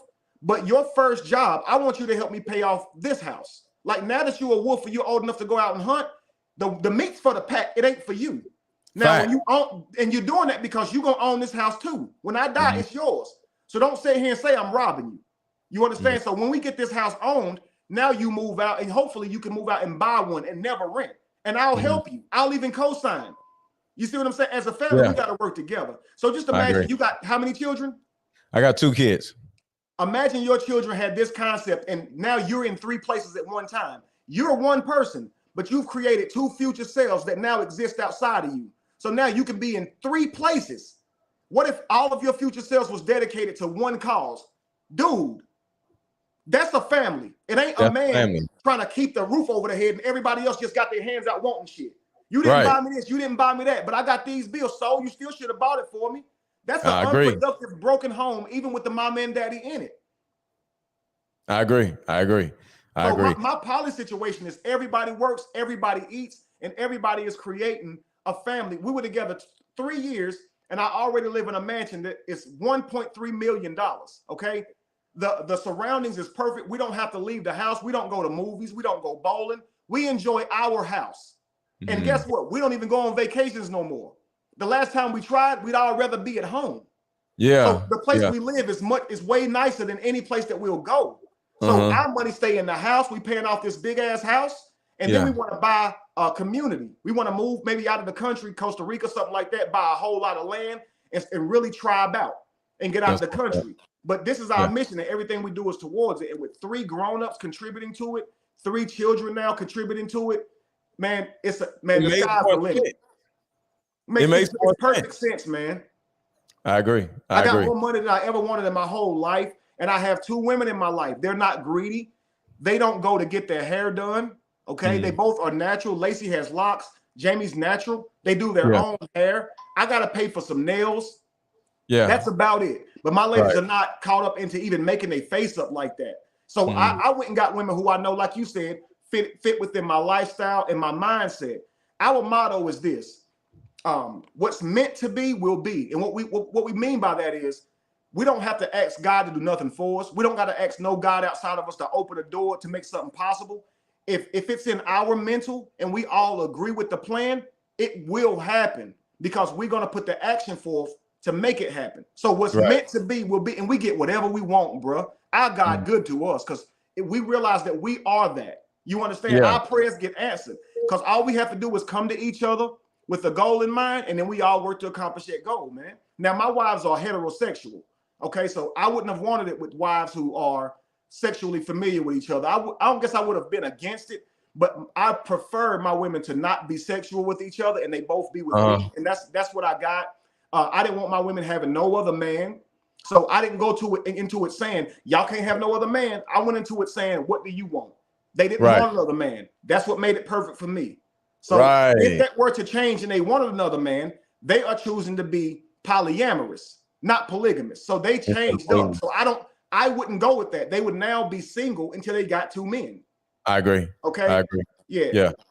So let me anybody want to drop a super chat? I'm reading them now. Shout out to Cookie. Trauma is dictating how we would treat stepkids. I totally agree. I like how you said that. And Rose said, what answer would you give if you reverse that scenario? Mother using fathers for mother using father's money for stepkids. What do you think about that? Is that saying like if it was the father getting the mother to pay for everything for the child? Yeah, I would say to me, the father would be a loser because why would that be happening? That's what I would say. Right. Interject the double standard. Women wouldn't be required to come in like that. And if he's looking for a woman to do that, I would absolutely say he's a loser. People hate double standards, but man, I don't think you and I can see it differently. I'm 40. How old are you? I'm 45.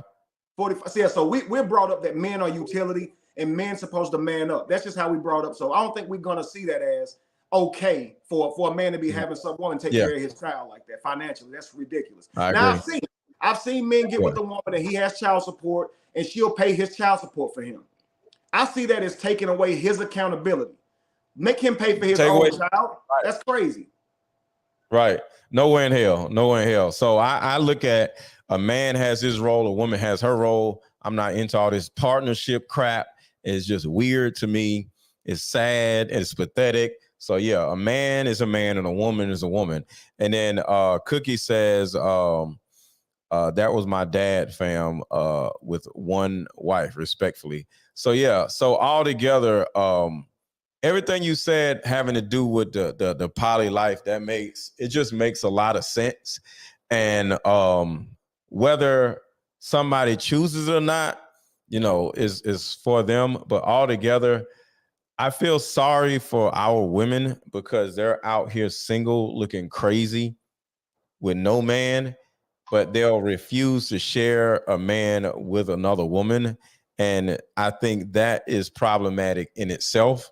If you don't want to do something, cool. But if one way hasn't been working and you are just alone looking dumb with your little child, with your little pookie baby, and both y'all are broke, looking stupid, and you can join forces with another woman and be with a man, and give your child a father figure or whatever, that just makes more sense. But a lot of our women don't have any sense. So they're just going to be here's further proof that they're not thinking this through. Looking stupid. Say it again. Here's further proof that they're not thinking this through. Is they'll look at my union and say, no way am I sharing a penis. So they'll reduce a man of my intellect, my leadership skills, my ability to guide and be resourceful. They'll reduce me down to just a penis, right? Right. But here's the fact. If they are single, if they are sexually active, the man you sleeping with he's been with more than 2 women in 1 year. Trust me. Mm-hmm. Even if he's doing bad, he's been with more than 2 women in 1 year. Hopefully he getting that much at least. Yeah. So I'm with 2 women, man. That's it. They don't have to worry about me stepping out. I'm not one of those poly brothers who's looking to add to it. My agreement with my ladies was that they were it. Okay. Mm-hmm. So I'm not out here still trying to vet and date other women, all that stuff either. You see what I'm saying? Mm-hmm. So a lot of men go into poly relationships where they still even cheat, even though they got 2 women committing to them. I'm a man of standard. I'm not doing any of that. So it's way more than just sharing a penis, family. You're talking about with there not being many guys out here as it is to lead with that type of ability. When you find one, it's probably okay to share them, but we live in a day now where women are more selfish. So let's just say you took a king, right? Mm-hmm. And the king, your baby will be protected if it's with him, right? Your baby would be in the kingdom, which means it'll be at least a high-ranking official, even if you a concubine, right? Right. So the king chooses you to be his wife. Now you can be with the king or you can be with the peasant. And if you're with a peasant, your child is not protected as much with the police. Your child's not protected as much in community education. So you can go be with the king, but you said, no, I want my own man. As a person who's looking out for the best interest of your child, you wouldn't put your ego first and choose your own man. You choose the king. I'm telling you, women don't choose the king. Women don't look out for the best interests of their children. They look out for themselves. They look out for themselves. Our women never look out for the best interests of their children. It's always is meant to feed their ego. So just like you said, whether you rather be be in a co-relationship or a poly relationship with a king, or whether you rather be in a normal relationship with a peasant, most of these women will get with a peasant because they don't have the cognitive ability to see life past what they already see. And the thing about it is, a lot of these women were raised by women. So they were raised by a senseless person. Their mama ain't had no damn sense. And then you expect her to have some sense. And it goes back to what I say about a woman having a father. A lot of these women have 0 sense. They don't know what the hell they're doing in life. And they keep making decisions off of a senseless, sad, pathetic reality, So, and a lot of it is a poverty mindset. How you gonna have an egotistical side and a poverty side all at the same time? It's stupid. Yeah, it makes no sense because when you choose this peasant, you're not just getting your own man. That child's going to get his mindset and everything that he worked for in his life to learn. Mm-hmm. And that ain't going to be a lot. All he can give him is who he is. That's all he can give him. So why wouldn't you choose someone who's more qualified to teach your child things they might not ever know? Mm-hmm. And if you know this man knows more than you ever know, why are you competing with him when he tell you to do something? Why? And I always say to women, he's a peasant. She chose a peasant on purpose because she's afraid of a king, because a king is going to require her to not get fat, to get a fat ass in the gym, to be submissive, drinking and eating stupid shit. And she doesn't want to not do. They're like children. They want to be rebellious to their man, and a king isn't going to put up with that. A peasant will. Not at all. You're right, because a king got a whole kingdom to lose, and the king serves his kingdom. It's not really a dictatorship. He serves it. So if he fails, his children fail. You see what I'm saying? His whole legacy has failed. So he is trying to make the best moves for the betterment of the family. It ain't even about his own person. So it's sad. It's sad when the king is thinking about everybody else, but nobody's thinking about him. That's sad as hell. When you're thinking about everybody else and then everybody else is thinking about everybody else, that's a problem. And now the king got to think about himself, because now you got to protect himself from his would-be family that's going to destroy him because they're selfish. And a selfish mother will create selfish children. And your own very children will destroy you if the mother turns against you as well. We've seen this, man. That's why I say go get a woman who has longevity in mind. It's few of them, guys. So that's why it's so easy for Mr. Let Go to say women are senseless, because and generally speaking, they are. They don't really have the concept of the matrix or a good way to carry themselves. They were brought up more nurtured, or more protected, more sheltered. So they're out here with a child's mind. Most of our children we had them out of the house before they even know what credit is or how to take care of themselves. Right. You see what I'm saying? So if you're thinking that we're kicking men out at 18 before they can take care of themselves, men live in a world where they have to be accountable to their own decisions and mistakes, though. A woman, I always hear this in the red pill community, but it's 100% true. If she has a baby, they'll give her a check for that. Okay. If she gets pregnant, she got an abortion for that. She got pills for that. But if she carries it full term, she can give it up for an adoption, right? They'll take the baby off her hands.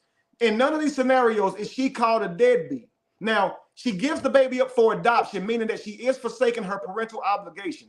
That's the definition of deadbeat, one who forsakes their parental obligation. So if she gives the child up for adoption, the community don't shame her and call her a deadbeat. Why not? If she tricks a man into believing it's his child and he's not, why isn't she shamed in the community forever? Because if that man don't be there for his child, we're going to beat that man up forever with our words. But this is what I mean by they don't have to be accountable. That's why they can do this guy wrong, trick that one, trick a baby on him, poke a hole in this one's condom, still get a baby out of it, and then force him to take care of it. They don't have no laws set up to keep women from being toxic. They just don't. So when you ask why are men moving so tactical when it comes to women, it's because they get away with all this shit. So we got to move like we don't trust them. Because if they were to do it, you can't do nothing about it. That's scary as hell. Because you hope she don't turn the baby. You hope she wouldn't trick a baby on you. Like you really hope that she wouldn't say, we're pregnant, and really it's just her pregnant. That's messed up, because you thinking y'all got a baby. You're not excited. Now, as a man, women think we don't get excited about stuff like that. They think we're heartless. So they think it's okay to lie like that, man. But it's not. And even if what they thought was true, you lying to your child. So it's like they don't have no respect for a man, but at least respect your child. Yeah. Because that's who you ultimately lying to about their daddy. A lot of our trauma as men and women came from women, not men. Now, a lot of, so I would say the most of the emotional trauma that we endured came from women. Most of the physical trauma that we endured came from men, but what's more like hurtful long term, the physical trauma or the emotional trauma? That mental trauma is something, man. Right, the emotional trauma. I get hit in the head with a baseball. That's physical trauma. That ain't going to make me a different type of person. But if I get ridiculed, dismissed every time I have an issue, or treated like crap, or told that I'm not enough, that's going to last for the rest of my life. So the emotional trauma is worse than a physical trauma. And I'm not saying to a woman that has been R'd or M'd by a man, I'm not a woman, and I know that's something that never goes away, because that's actually physical and emotional. So I'm not saying that, but altogether, the single mother epidemic has traumatized millions of Black people and white people. And now we're so screwed up and we're senseless because we don't know what we want. We don't know what we need. And our lives are we're living like peasants simply because we don't have enough sense, because a lot of you ladies, y'all left y'all house at the age of 17. I'm willing to guarantee. Put a But one in look, it. get this. That Hold was on, hold their on, age, hold on. Mr. Let Go. Hold on. Right? Hold on. Before you say that, let's do this. All right. If you left your mama's house before the age of 17, put a one in the chat. If you either left your mama's house on your own, or you were put out before or at the age of 17, put a one in the chat. Go ahead. I would like to know, knowing what they know now, how old would they say they were mentally? Because even though they were at age 17, I would say they were probably 12 in the mind. Okay, so even if she's 25 leaving the house, she probably 15 in the mind, because that's what I see a lot with women, that they can be grown adults, 25, 35 years old, but they really 15 or 16, 17 years old in their mind, based on what they've been accountable for in life. You understand? And it sucks, because that's why you say women in large part are not accountable, and not being accountable only hurts your life. But they won't be accountable just to win a damn argument. Like, just to win an argument, they won't be accountable. And I always say, the person who's accountable wins, right? Like, my goal is to be accountable to every mistake I make, because that makes me my best self. But when you avoid being accountable, it's your life that keeps being messed up. And that's what women are doing. They will not be accountable. Everything's your fault that they did. And how is that your fault and they did it?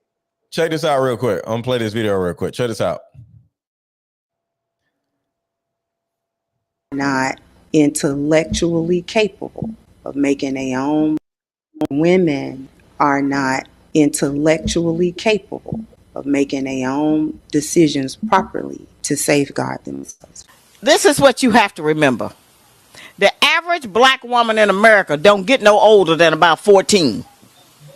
So just talk to her and deal with her like you dealing with a 14-year-old. Don't come at her like you dealing with an equal, because she's not going to be able to accept that. You got to go way back. We cut off at about 14 to 15. We don't develop and mature no further until we get some new information and accept some different information.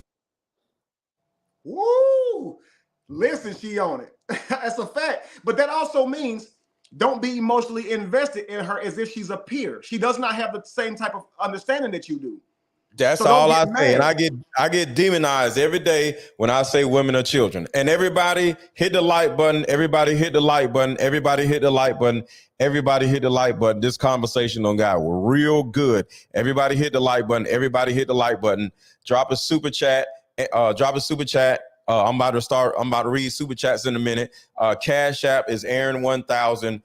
Contribute to the channel. Contribute to the channel. If you enjoy what's going on, pay your dues, contribute to the channel. You know, it ain't got to be no $100, but contribute to the channel. Either do super chat or Cash App, which is Aaron 1000, or buy my card game. And my card game is is linked at the top of the chat. But go ahead. What you about to say? It might have slipped me. Well, we was just talking about women are children, and women they don't mature past the age of 14. Right. And so this is why I say women have to be very technical, if they can be, when choosing a husband, because they should choose someone who is equipped for life. Because even if she feels that she is, and women are very strong on feelings, man. They are in validation, because I think that helps them feel a certain way. So they helps them validate their own existence. Right. So they feel like they can take the bull by the horns and take on life. They do, but they actually are ill prepared. So I try to tell women that when you tell a man, yes, I'll marry you, you are electing him to make decisions even against your better judgment. You made him your husband because you believe that he'll make the decision that's best for you, with you in mind. If he managed money better than you, why would you argue with him? Like, why are you arguing with your husband?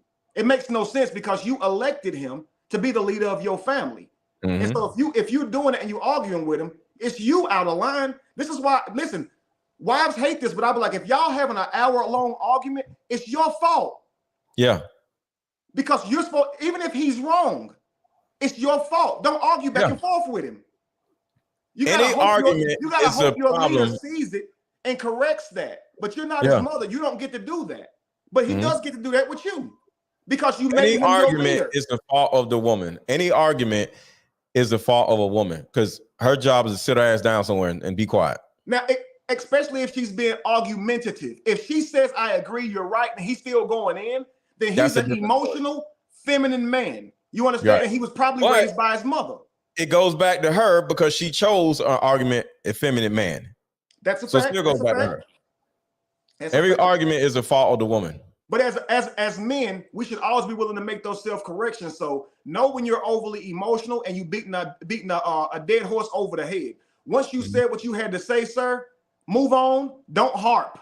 That's right. Very woman-like. I know our mothers did that. Our grandmothers did that. When we were bad, they gave us a whooping and was still mad after. Like my grandmother, man, she give you a whooping for doing something. You go in the room an hour later. She's still mad. What? What you want? She's still mad at you.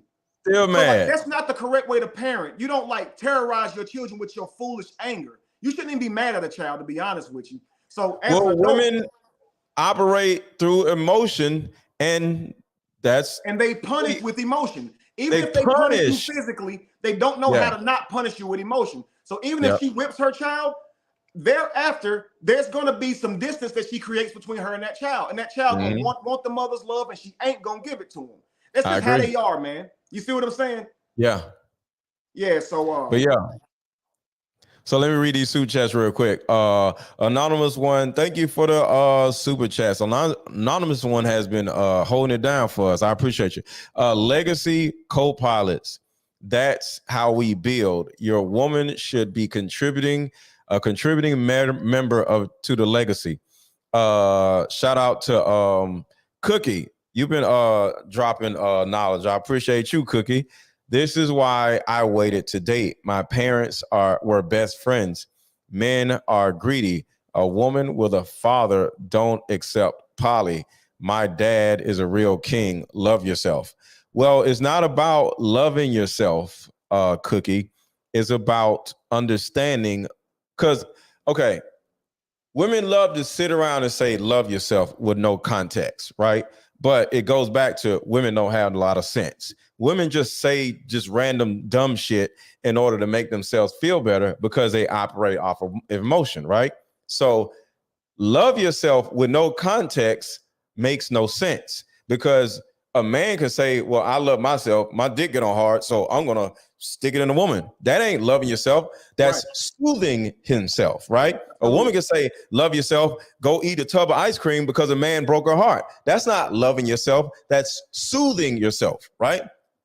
So loving yourself with no context being said to a woman is going to make that woman with a child brain go out and do some stupid shit. All right. It sounds like become entitled and expect the most for very little. Right. So when any woman that tells other women to love themselves without context is an idiot, because you're hurting women. The biggest enemy to black women is other black women. I'm not going to say never listen to other black women, but when you listen to other black women, most likely you're going to get pushed into a ditch because y'all don't like each other. So when y'all run around saying love yourself, telling women to love yourself is actually hurting other women because they don't have enough contextual understanding of what love yourself means. Okay, so it's soothing yourself, which is bad, and then loving yourself. And part of loving yourself as a woman is what you aren't doing and not what you are doing. So the more you're able to love yourself, that means you have a certain amount of discipline, and then you have a certain amount of understanding of what is best for you. And when it comes to you as a woman, if being poly is what's best for you and your kids or unborn kids, that is loving yourself. But when loving yourself means single and you're doing whatever and you out here looking stupid and your kid ain't got no daddy and no father figure, just like you said in an example, would you rather be in a kingdom with a king and you have to share him with another woman, or would you rather be in poverty with a peasant or in poverty alone with your kid? You are an idiot because you're not doing what's best for the child. You're doing what's best for your ego. And the bottom line is, the way life is, you as a black woman will share a man whether you like it or not, and you don't have a choice because you are a woman. We as a world protect and run your life, whether it's us or whether it's white folks, whether it's police, whether it's a congressman, whether it's a president. You don't have no choice of virtually anything you do. Every morsel of food that touches your tongue comes from a man, whether it's a processing center, whether it's a store, whether it's a salesperson, whether it's a politician. You don't feed yourself. You don't hunt, you don't do nothing. Even the water you drink comes from men. When your sink works, you don't know where the water comes from. A man or a group of men somewhere is processing and filtering that water and pumping that water through your damn faucet. When you take a bath, you don't know where that water comes from. And without men, your ass be stinking every day. The pads you use come from men, were created and invented by men. But y'all want to run around saying, No, it ain't no It's what we want. And the day you realize it's about what we want, what we require from y'all are going to continue to have crappy lives and live y'all goofy asses in poverty. That's what it actually is. Y'all don't have no damn choice. Your choice is either look stupid and be in poverty or have a man and operate under a man's leadership. Go ahead. Well, you said something there that was key about that loving yourself thing. One of the things I always try to say is words have definitions, like they actually mean things. So if you're just a person who like to paint your world with words, your life in the end will be very sad, but you'll feel good in the moment because words make you feel good. But if you're not about action, your life will not look good. So this is one of the things I say religion did to us, okay? I don't know your take on it, but one of my problems with religion is they tell us this God that is their idea, their conceptual idea, wants us to pray to it via talking. And what I say is you got to be about action and making your life better. What is you talking to somebody that you can't see gonna do for your life? Why not just, if you want to harvest, just plant a seed. And you'll notice that the universe will listen to that. Like you plant a harvest, a seed will grow. If me and an axe murderer, my next door neighbor who's an axe murderer, if he plants a seed of corn and I plant a seed of corn, we both gonna get corn. Yes. So life is about your doing, right? Not who you ask for it. So I try to tell women that words are things, they're real things. Now you can't just go around using words. They have meaning. So there's a video a while back where this woman was asked by her husband to clean up the mess that him and his father made. So they're building a house for his new wife, right?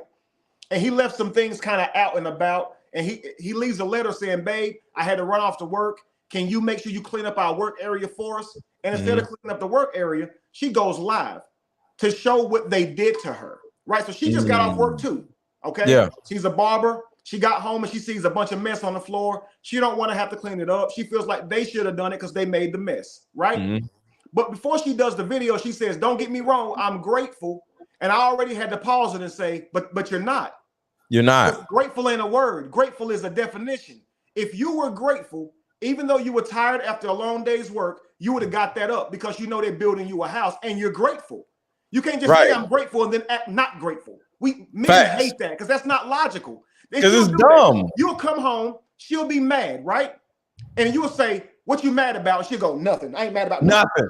She won't even be able to articulate what she mad about. Right, but you literally are mad, but you telling me you mad about nothing. Like, you sound crazy, right? So yeah, words are things. So when a woman talks about loving herself, typically what she talk about is putting face makeup on, okay? Going out and getting pampered, right? Getting her nails done. When actually what loving yourself is eating right, okay? Getting in the gym, okay? Being cooperative with the husband in your life. That's what loving yourself. It looks like making decisions that help your life go further. Let me say something real quick. Loving myself is, I haven't eaten today yet, and it's 3:30. This is called intermittent fasting, right? I wake up and I don't eat anything until at least after 12, right? We got on here at 12. That means I ain't eat nothing because I don't eat before 12 most of the time, right? So part of loving myself is not filling my body up with food and then sitting on my ass and being on a show for 2 hours. What I'm gonna eat before I get on here for? Because I'm sitting down. That is not loving myself. I'm not gonna go fill my body up with food and sit down. No, if I eat, I'm gonna eat and go do something, right? That is what loving yourself is. It's about discipline. It's about systematic thinking. To add to that, Mr. Let Go, you'll likely even eat for health and not taste. So Yes. I'll give you guys an example. My brother always says, the truth, he always says, I love salmon, right? It's one of his favorite foods. So he'll say, I love salmon. And so I'll tease him. I'll say, do you love salmon or you like the taste of salmon? Be real. And he'll be like, no, I love salmon. I say, bro, if you loved salmon, you wouldn't be eating them. You would be out trying to protect them. You love salmon as in you love the experience of salmon when you eat salmon, right? Wait. You said if you love salmon, you wouldn't be eating it. You would be protecting salmon from being eaten. You love the taste of salmon. Therefore, you say, I love salmon. So this is how a lot of people work. Sometimes if they love you, they love how you make them feel. Yes. They love the sex. They love the how they feel when you sexing them. They think that's real love. That's why I say you got to get out of that. Love is action. Love ain't how you feel. Love is what you're doing, man. So love is not how salmon tastes, right? Yeah. It can't be, because then you'll only be seeking self-gratification. How many times you hear a woman saying, look, if I want to sleep around, if I like doing that, if it please me, if it make me happy, what's the problem? Yeah. Right? That's like a man saying the same thing. Well, if I like messing with 20 women in a month, that's on me if I want to do that. Yes, sir, but it creates single mothers. Right. It's going to get you some type of disease. It's going to get you a bunch of children that you can't take care of and slow down your life. And now your money ain't your money. It's y'all's money. And that, trust me, your well-being is going to dramatically be decreased if you just live for self-gratification today, right? Soothing, like you said. So you will ruin your life being in love with yourself because you don't know what love is. You don't know what love is. And you're going to love yourself in a wrong way. And this is what women out here are doing. They're loving themselves uncontextually. So watch this right here, real quick. When a man goes to a woman and he woos her, meaning he tells her everything she wants to hear, and she feels the feeling of love, I love him. He's saying everything I like to hear, everything I want to hear him say, he's saying, right? That ain't love. That's called infatuation. Yes. So what love is her with good faith committing to this man and his authority and submitting to him. That's love. And sitting her ass down somewhere. If you ain't working with him, you don't love him. If y'all sitting here arguing, that ain't love, man. That ain't. You see what I'm saying? So they'll sit here and say they love you, but all they mean is you make them physically happy. Like they get dopamine in their brain when they're around you. That's about the limit that they have grown to and understanding they've grown to. You see what I'm saying? So they don't really have a concept for love. Now, when I was a child, my parents would tease. I come home saying I love this girl at school. Boy, you don't know what love is. The problem was they never told me. They just criticized me for not knowing what love was, right? Right. They never told me what love was either. So I don't think they know, and I think it's ambiguous. So I created my reason for love, or what I want to call love, is working together, man. So I love my wives whenever I save my money instead of squandering on stupid things and putting it in places that save my family. Right? So if something happens and now I got savings to take care of it, the reason I have it is because I loved my family. You don't think it was some other stuff I wanted? Like that would have made me happy in the moment? Of course. I look at love like I look at love as protection. I protect my body from all this food and all this, like it's like I'm not gonna smoke crack. I'm not gonna smoke this. I'm not gonna smoke that. I'm protecting my body from the world, right? So when you add an outside, no matter what it is, stimulus to your body, is it helping your body or is it hurting your body? You feel me? And a lot of the things that we do, smoking weed and drinking and all this other stuff, it's meant to soothe you, but so that means you don't love yourself. So if you drinking all the time, you don't love yourself because you're soothing yourself. I don't really care about soothing myself. Now, sex and different things, that's soothing. But the thing about it is, I care about where I put my dick at.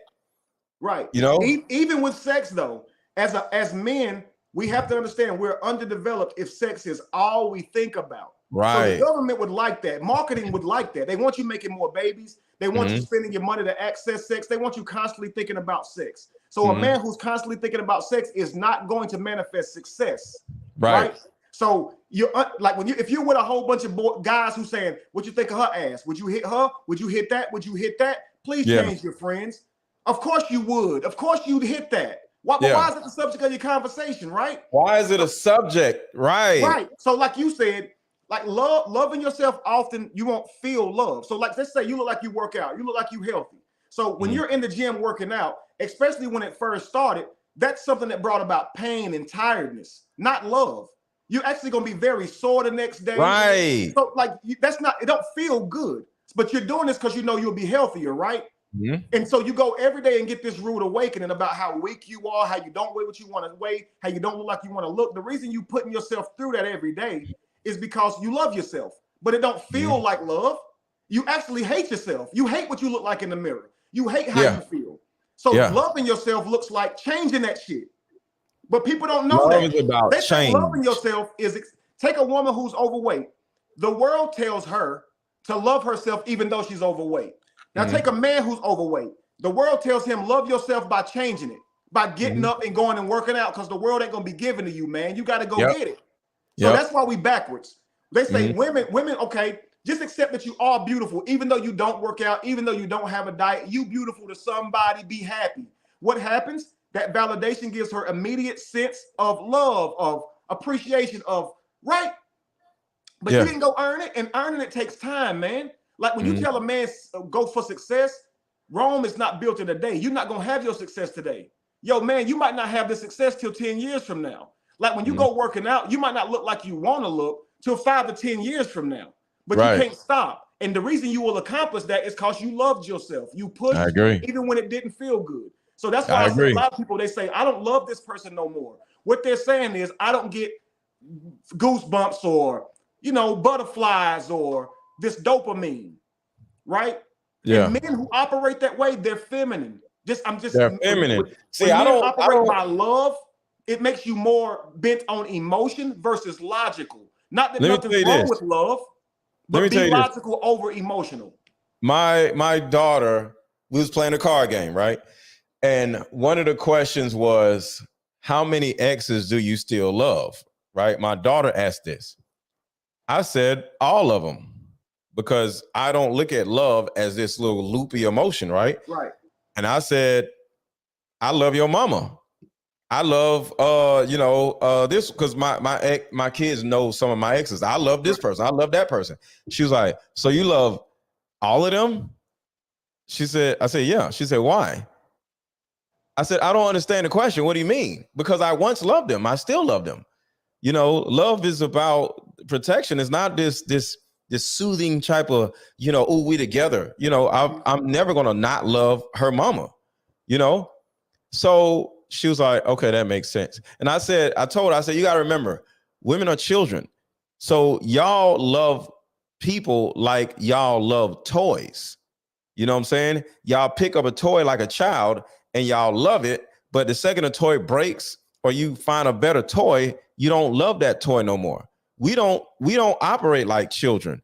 We operate like adults. So when I love a woman, I still love her, even though I'm not getting dopamine from her or sex from her or time from her. That don't make a difference. I still love her. And she was like, okay, that makes sense. But I had to get her to understand, like, y'all have different brains than we do, So let me read these super chats real quick. Cookie says, this is, hold on, that's the wrong one. She says, I was traveling the world with my dad running track at 18. I went to college for free. There is a hierarchy. Yes, shut up. Shut up as in, yes, the woman is supposed to shut up, but not if you sharing the fuck. Okay, that's on you. But everybody has their own wants and needs or whatever. Chef Works, thank you for the super sticker. And then they love it is what it is. Women are going to be women. They always going to be like, love yourself. It's kind of, one thing with me, I'm never going to ridicule or demonize women for being women. I want women to be themselves. You know what I'm saying? Women are going to say dumb shit. They're going to be lost. They're going to be loopy. They're going to be emotional. That's what I love about women. So I'm never, and that's why I don't really believe in holding women accountable, because women can't be held accountable because they're children. Men have to be held accountable. the way we change women is by not dating the type of women that we don't want. And they're going to get so mad and so desperate where they're going to be like, all right, I need to lose some weight. All right, I'm gonna fix this. I'm gonna fix that. I'm gonna start wearing wigs. And next thing, they'll be for us. But we have to love ourselves by having a certain amount of discipline, by not sleeping with the stupid women. You know what I'm saying? So once they realize they can't get no penis, they're going to start making changes in their own lives. You know what I'm saying? Whether it's this or whether it's that. So altogether, I'm always going to allow women to just be themselves because they're women, you know, and I accept women for being women. And what you were saying about what you say? We about to end it. We about to end this in about 5 minutes, y'all. So if y'all want to get y'all super chats in, if y'all want to have something to say, drop all your super chats right now because we're going to end in 10 minutes. So if you want to drop something in the super chat or say something in the super chat, say it now or forever hold your peace. We about to end this in about 10 minutes. And if you have not already bought my card game, make sure to hit the link that is pinned at the top of the chat. I'm dropping a link now to buy the card game now. And if you're on Facebook, the link to buy the card game is at the top of the video. It's sitting over the title of the video. So you can easily, you can easily find a link on Facebook. But go ahead. So one of the things that one of your super chatters put in there about if we sharing, then I'm not shutting up. I'm thinking she's saying in a relationship where she's paying half the bills also. Mm-hmm. And she may be more prone to being argumentative versus if he's footing the bill. I think that's what she was saying. I would say, ladies, still no. Just because of the nature of who you are, man and woman, even if y'all going in half on them bills, you should not be arguing back and forth with that man. His roles are not going to change. He's still your protector. Even if both of y'all are handling the resources today, this doesn't mean that's the way it's going to be. What I wish women will understand is that a lifelong relationship is built on seasons. Yeah, today you may be working because women are supposed to hunt, but there will be times whenever you can't put in as much work as he can. You can't do it now. He's physically stronger than you. He can work 2 or 3 jobs and not get as tired as you. But the fact is, when she carries a baby, she will slow down. And this baby don't just affect her when she's carrying it. It affects her long term. Her body is different once she has a baby. Now, men can shoot him out and not even know. He don't even know he got a girl pregnant until she tell him. It does not hurt our body. So he should be the provider because he's in the biological vessel that's equipped to carry the provisions, right? He ain't going to ever slow down pending he don't get sick. And if you're a good nurturer, you should be giving him the right foods to keep him healthy, right? So this is why you shouldn't be arguing back and forth with a man, even if y'all splitting bills. It's because seasons will change. One day he is going to be footing that bill, I'm telling you. And even if he never will, based on y'all's nature, don't argue back and forth with each other. Now, I encourage men the same way. Don't get you a wife that you got to yell and scream at and talk to any kind of way. Because if you do that, you're provoking her. And what's the chances of her being talked to any kind of way and not have nothing smart to say later on? Everybody got some fight in them, right? Yeah. So if I'm going to my wives, I'm talking to them like sensible adults. And I'm not getting smart with them. This is stuff that your authority of a man shouldn't even have to be disclosed unless they uncover it, meaning they're challenging you. And now you got to be that gorilla who beat his chest. Right. And once you do that, the other gorillas can't say, well, you don't have to beat your chest, even though I did something wrong. No, I do have to. Like the moment you get out of line, I have to show my authority because I am the leader. Like it's ridiculous for you to get smart with the man, then get mad because he raised his voice. Like that's what happens when a man get mad. That's what happens. Stop getting smart. Stop doing him dirty. Show some respect. If he's showing you respect and he ain't going to you out of pocket, show it to him. Because I'm telling you, man, like the moment you get smart back with him, or get smart with him and he didn't get smart with you, now that's your fault. You starting an argument. I don't care who pay the bills. If I'm with a woman and she pay all the bills, you still not about to argue back and forth with me. And I'm not going to argue back and forth with her because here's the thing, man. Let's say I say something slick to her, right? And she start yelling. Say I start yelling. I ain't taking it no further than that. And so now I've already broke down her walls to where she's disrespecting me and I know I ain't about to do nothing about it because I'm not going to hit her. So she did just yell at me. She did call me out my name. Though. Once she starts yelling at me, and if I start yelling at her, I am now a woman. Right. It's only one place that can go. So if you and I, Mr. Let Go, are in a room and it's you and I, if we start yelling, we know that can go somewhere real quick. Mm-hmm. But there is no rules that we can't engage. Right. Right. So now you're sitting down with a woman and you're doing the same thing. It don't make no sense. Corny. Right. If she got you that pissed off, just leave. Just leave or get rid of her. This is what I say. Just get rid of her ass. If you're not married to and have children with her, you got to get rid of her. You got to, because you're going to put yourself in a worse situation by sitting here arguing with it. If you lose your cool, bro, that's your life or your freedom. Okay. Mm-hmm. And sometimes if you get her angry enough to argue with you, the way women fight ain't necessarily hitting you. It's with lying on you. So before I sit there and argue with a woman and get her mad enough to fight the way they fight, and it ain't fair, they're going to call the police on you, say you did something you didn't do. They're going to go tell their parents something different happened and ruin your relationship with the family, right? They'll go tell them or they'll just go say that you did whatever they did to you. They'll lie. They'll just say you said what they said to you. They'll change the situation up. They know they wrong, but women really need validation. They really want to be right. So if they not right in your situation, they'll go tell a story differently to somebody else so they can be right in order to feel. Yep. Right. But that's the soothing nature inside your family. That's the soothing nature of women. They need to feel soothed some damn where. You know what I'm saying? Yeah. So as a man, like you said, understand that they're children, and hopefully you can give them that understanding even when they're wrong. You can understand how they feel, but you're not making decisions based on how you feel. You're making them for the family. So this is why I won't buy you that bag for your birthday. This is why I won't do this thing, whatever you're whining about. Because see, here's what happens real quick. Let's just say you come to the home and you just got off work, Mr. Let Go, right? Now you don't work 8 to 12 hours. Yeah. You haven't taken her out to eat in 2 months. So you come home and she goes, you don't ever take me out no more. I'm mad. Now you've been at work all day and you came home to problems, right? Now she's holding you accountable to taking her out, or she's mad, right? Now you're not holding her accountable to taking you out, or you're mad, right? Yeah.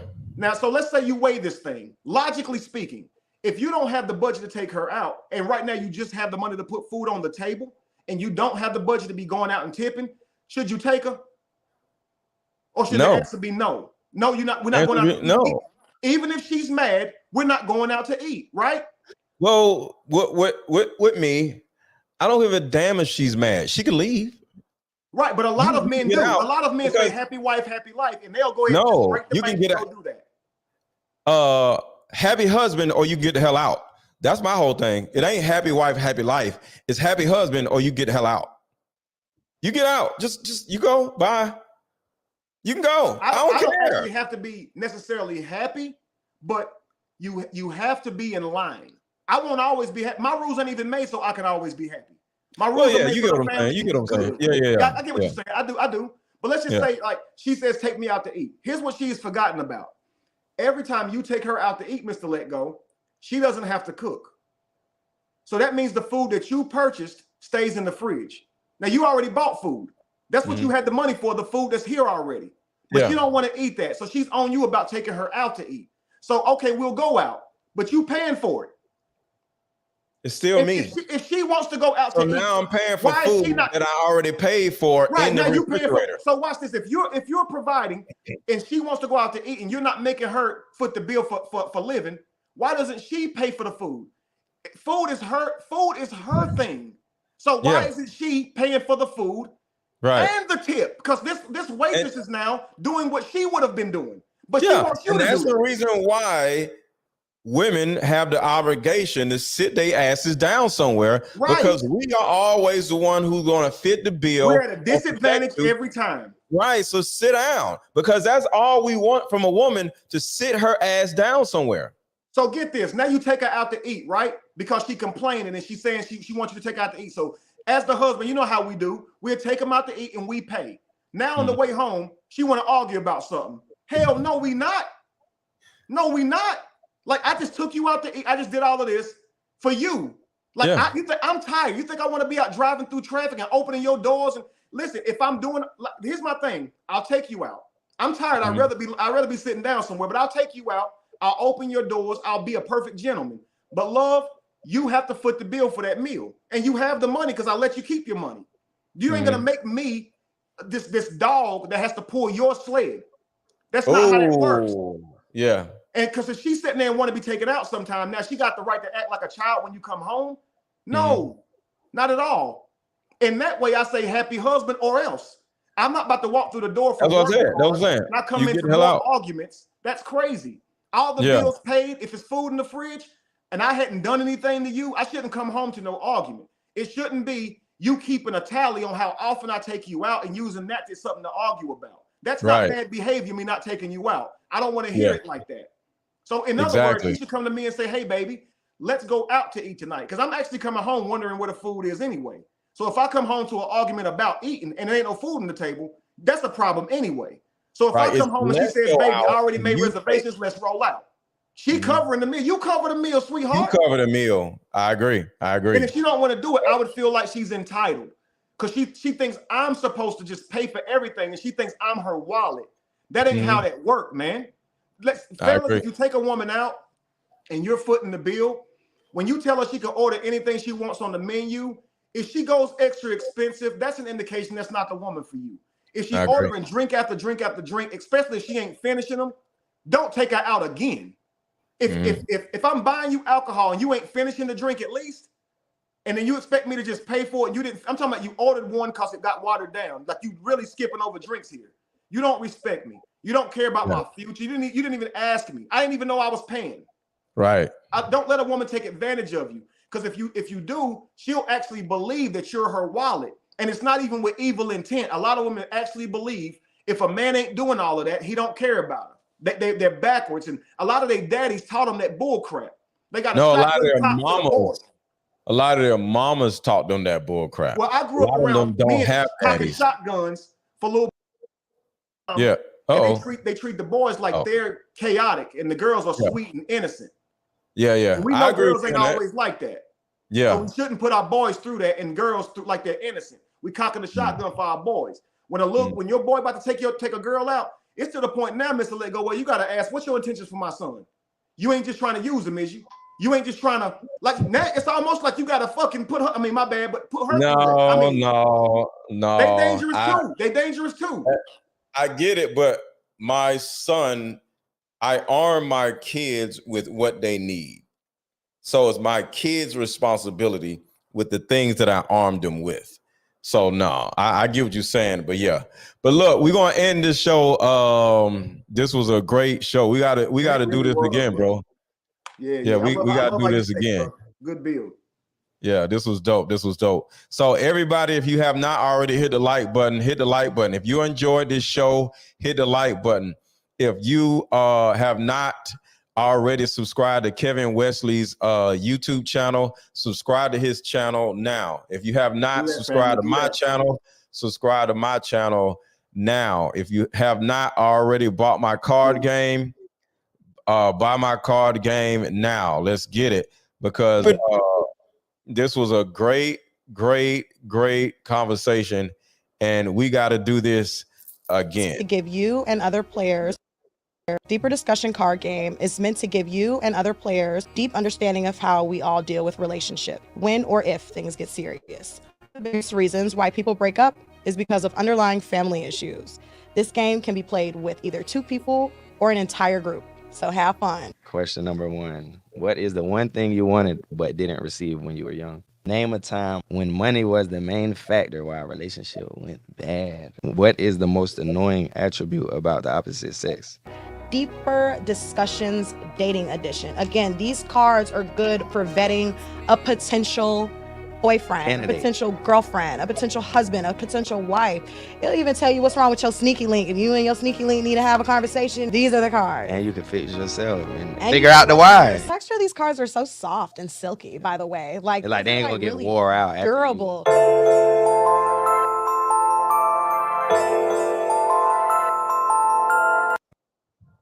And last super chat. Cookie, I appreciate you. You've been through these, you've been in these super chats plenty of times. I appreciate you. I was raised to fix toys. Y'all, but most women, and this is another issue with a lot of women, they always look at themselves and say, well, my life was this, knowing damn well your life was different. Most women were not raised to fix no freaking toys. So if you were raised to fix toys, good for you. but you the only one that was raised and fix a damn toy. So stop it. Look, that's why I always say we're not talking about all women, even though it feels like it. That's the most annoying thing, bro. Women always internalize everything.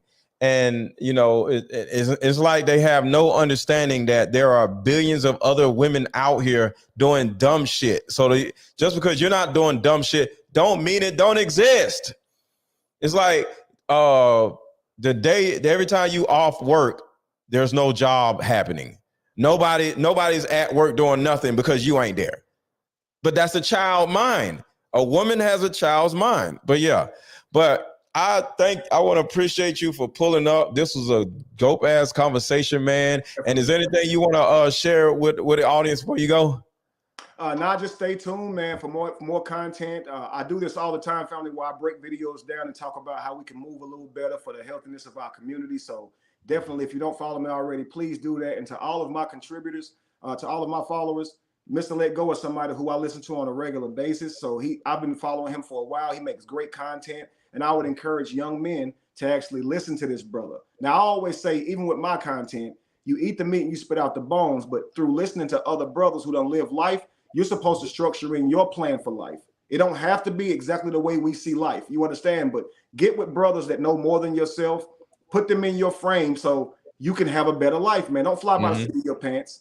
You know what I mean? So, yeah. But other than that, family, make sure you go follow this brother. I'm definitely going to get that card game. And it's crazy because I had a similar idea in mind because, like I said, I do videos breaking down good questions to ask on dates. I wish I would have thought about some cards, man. That is amazing. So, yeah, I wish much success to you, and I'm definitely going to get that card game. I might do some content with it when I get it, too. Hopefully, I can get some more sales for you. That's a great idea. We can have a card game party. You know what I'm saying? We both in Atlanta. Just get some guys, get some women together, and all of us just sit at a table and just pull a card and just have a conversation. I think that'd be dope. That would. Okay, yeah. Let's do that. Okay, that's a bet. All right. But all right, man, have a good rest of your day. I am out of here. I'm gonna get something to eat at 4:00. But this is what loving yourself means, y'all. I ain't ate nothing, and I'm about to eat for the first time at 4:00. What that means is I love myself due to my level of discipline. That's what loving yourself means, not soothing yourself trying to eat all day. You know what I'm saying? So have a great rest of your day, brother. Yes, sir. You too, King. Looking forward to the next build. All right. Y'all have a good rest of y'all day. And like I said, if y'all have not already bought the card game, the link is in the chat. The link is pinned at the top of the chat. The link on Facebook is at the top of the video, like over the actual title. That will be fire. I appreciate y'all for coming on, and I just want to leave y'all with this. I'm out with my Deeper Discussions card game. And the significance of this game versus any other game out there is we are not having enough deep discussions with the people we're dating, and these relationships end up lasting way longer than they need to. What if I told you that playing a simple, fun card game will help you vet the person you're dating better? We all know that it's pee in a dating pool, right? But what do you do about this? Over 80 intriguing questions that will help you vet your mate better or the person you're dating better. How did you contribute to your most recent relationship ending? Explain the relationship you had with a guardian that you resented the most. How did your last relationship affect you, positively or negatively? After playing this game, and you're not going to get done with the whole game in one sitting, you're going to have so much of a better understanding of not only the other person, but yourself. You know why? Because you now have a fun excuse to have deeper discussions. So either click the link below or click the link in my bio to buy your Deeper Discussions card game. Stepdaughter's wedding because her real daddy is the one that's gonna walk her down the aisle. So let me tell you guys about my stepdaughter, all right? She wants her real daddy to walk her down the aisle. Now let me give you a little backstory on me and my stepdaughter. She just graduated from university, which I paid for. Now, she went to an in-state university, but it still cost me about $40,000. Now, I also bought her a car. I bought her a car straight after high school. That way she could go back and forth to school. I bought her a car. She still lives with me and her mother. She does not have a job. Now, she's set to be married on August the 8th. And for the past 6 months, that's all her mother been talking about doing, being occupied with, being consumed most of their time. Now, her daddy, he don't contribute to not 1 cent on her, not her education, not child support, which is partly her mother's fault because, you know, she didn't fight for that. And I guess that's just what the settlement was. And he only around to make promises. I do that for you. I do this for you, and then take off. And then she'd be heartbroken. But she adores her father, right? So, like I said, she's set to be married in August. And the wedding venue, I told them they can have it in my home. The wedding venue can hold about 250 people, right? Now, I said, hey, I got a list of 20 people that I want to come to the wedding. I'm paying for this at my house. I want these 20 people to come. Do y'all know Saturday, I see one of my friends at the golf course, right? He's supposed to come to the wedding. I'm like, hey, I'm gonna see you at the wedding, right? He said, I only got an announcement. I didn't get an invite. I'm like, nah. I'll let my girlfriend and stepdaughter know to send out the invitations on these few people, and you're supposed to get an invite. He said, I got something, but it was an announcement. So we walked to his car because I want to check, right? And sure enough, it was an announcement. So I went and talked to my girlfriend and said, did you invite those 20 people to the wedding that I told you about? Man, she didn't invite none of them. She said 250 people was a little tight, and I don't think we can get your 20 people in there. Man, I was pissed. And the people that were supposed to come, they pissed as well. Then she's going to say, if any other people that we already invited don't RSVP, then we'll get some of your people in here. I'm like, what? Man, that's crazy, man. Don't even worry about it, man. I'll just be mad. All right? So now, the crazy part about it is, when I check the invitations, they don't even have my name on them. They have her real daddy and her on the invitation that I paid for. I paid for these invitations. How you got a real daddy on there, her mama on there? Cool. Couple days later, I'm hosting the venue at my house, hosting the wedding family at my house, okay? It's me, stepdaughter, girlfriend, groom, and their parents, right? Trying to help everybody get real acquainted. Then a surprise guest shows up, my stepdaughter's real daddy. And I'm like, you know what? You know what, cool. He probably just coming to the wedding, right? But tell me why my stepdaughter proceeds to stand up and announce that her real daddy is giving her away at the wedding. What? The wedding that I'm paying for, in my house, the daddy don't do nothing for you, is giving you away? And they were just so happy and smiling. Yay, great. Inside, I was fuming. There's a lot more, so watch this video to the end, but I wanted to interject right here because there's so much. First thing I want to ask is she getting married or is he getting married? Why is he worrying about all of these details? A woman living in your house, then you got her daughter living in your house. They both eating up your food. Daughter doesn't have a job. You pay for her to go to college, then you buy her a car. Plenty of people have a job and go to school.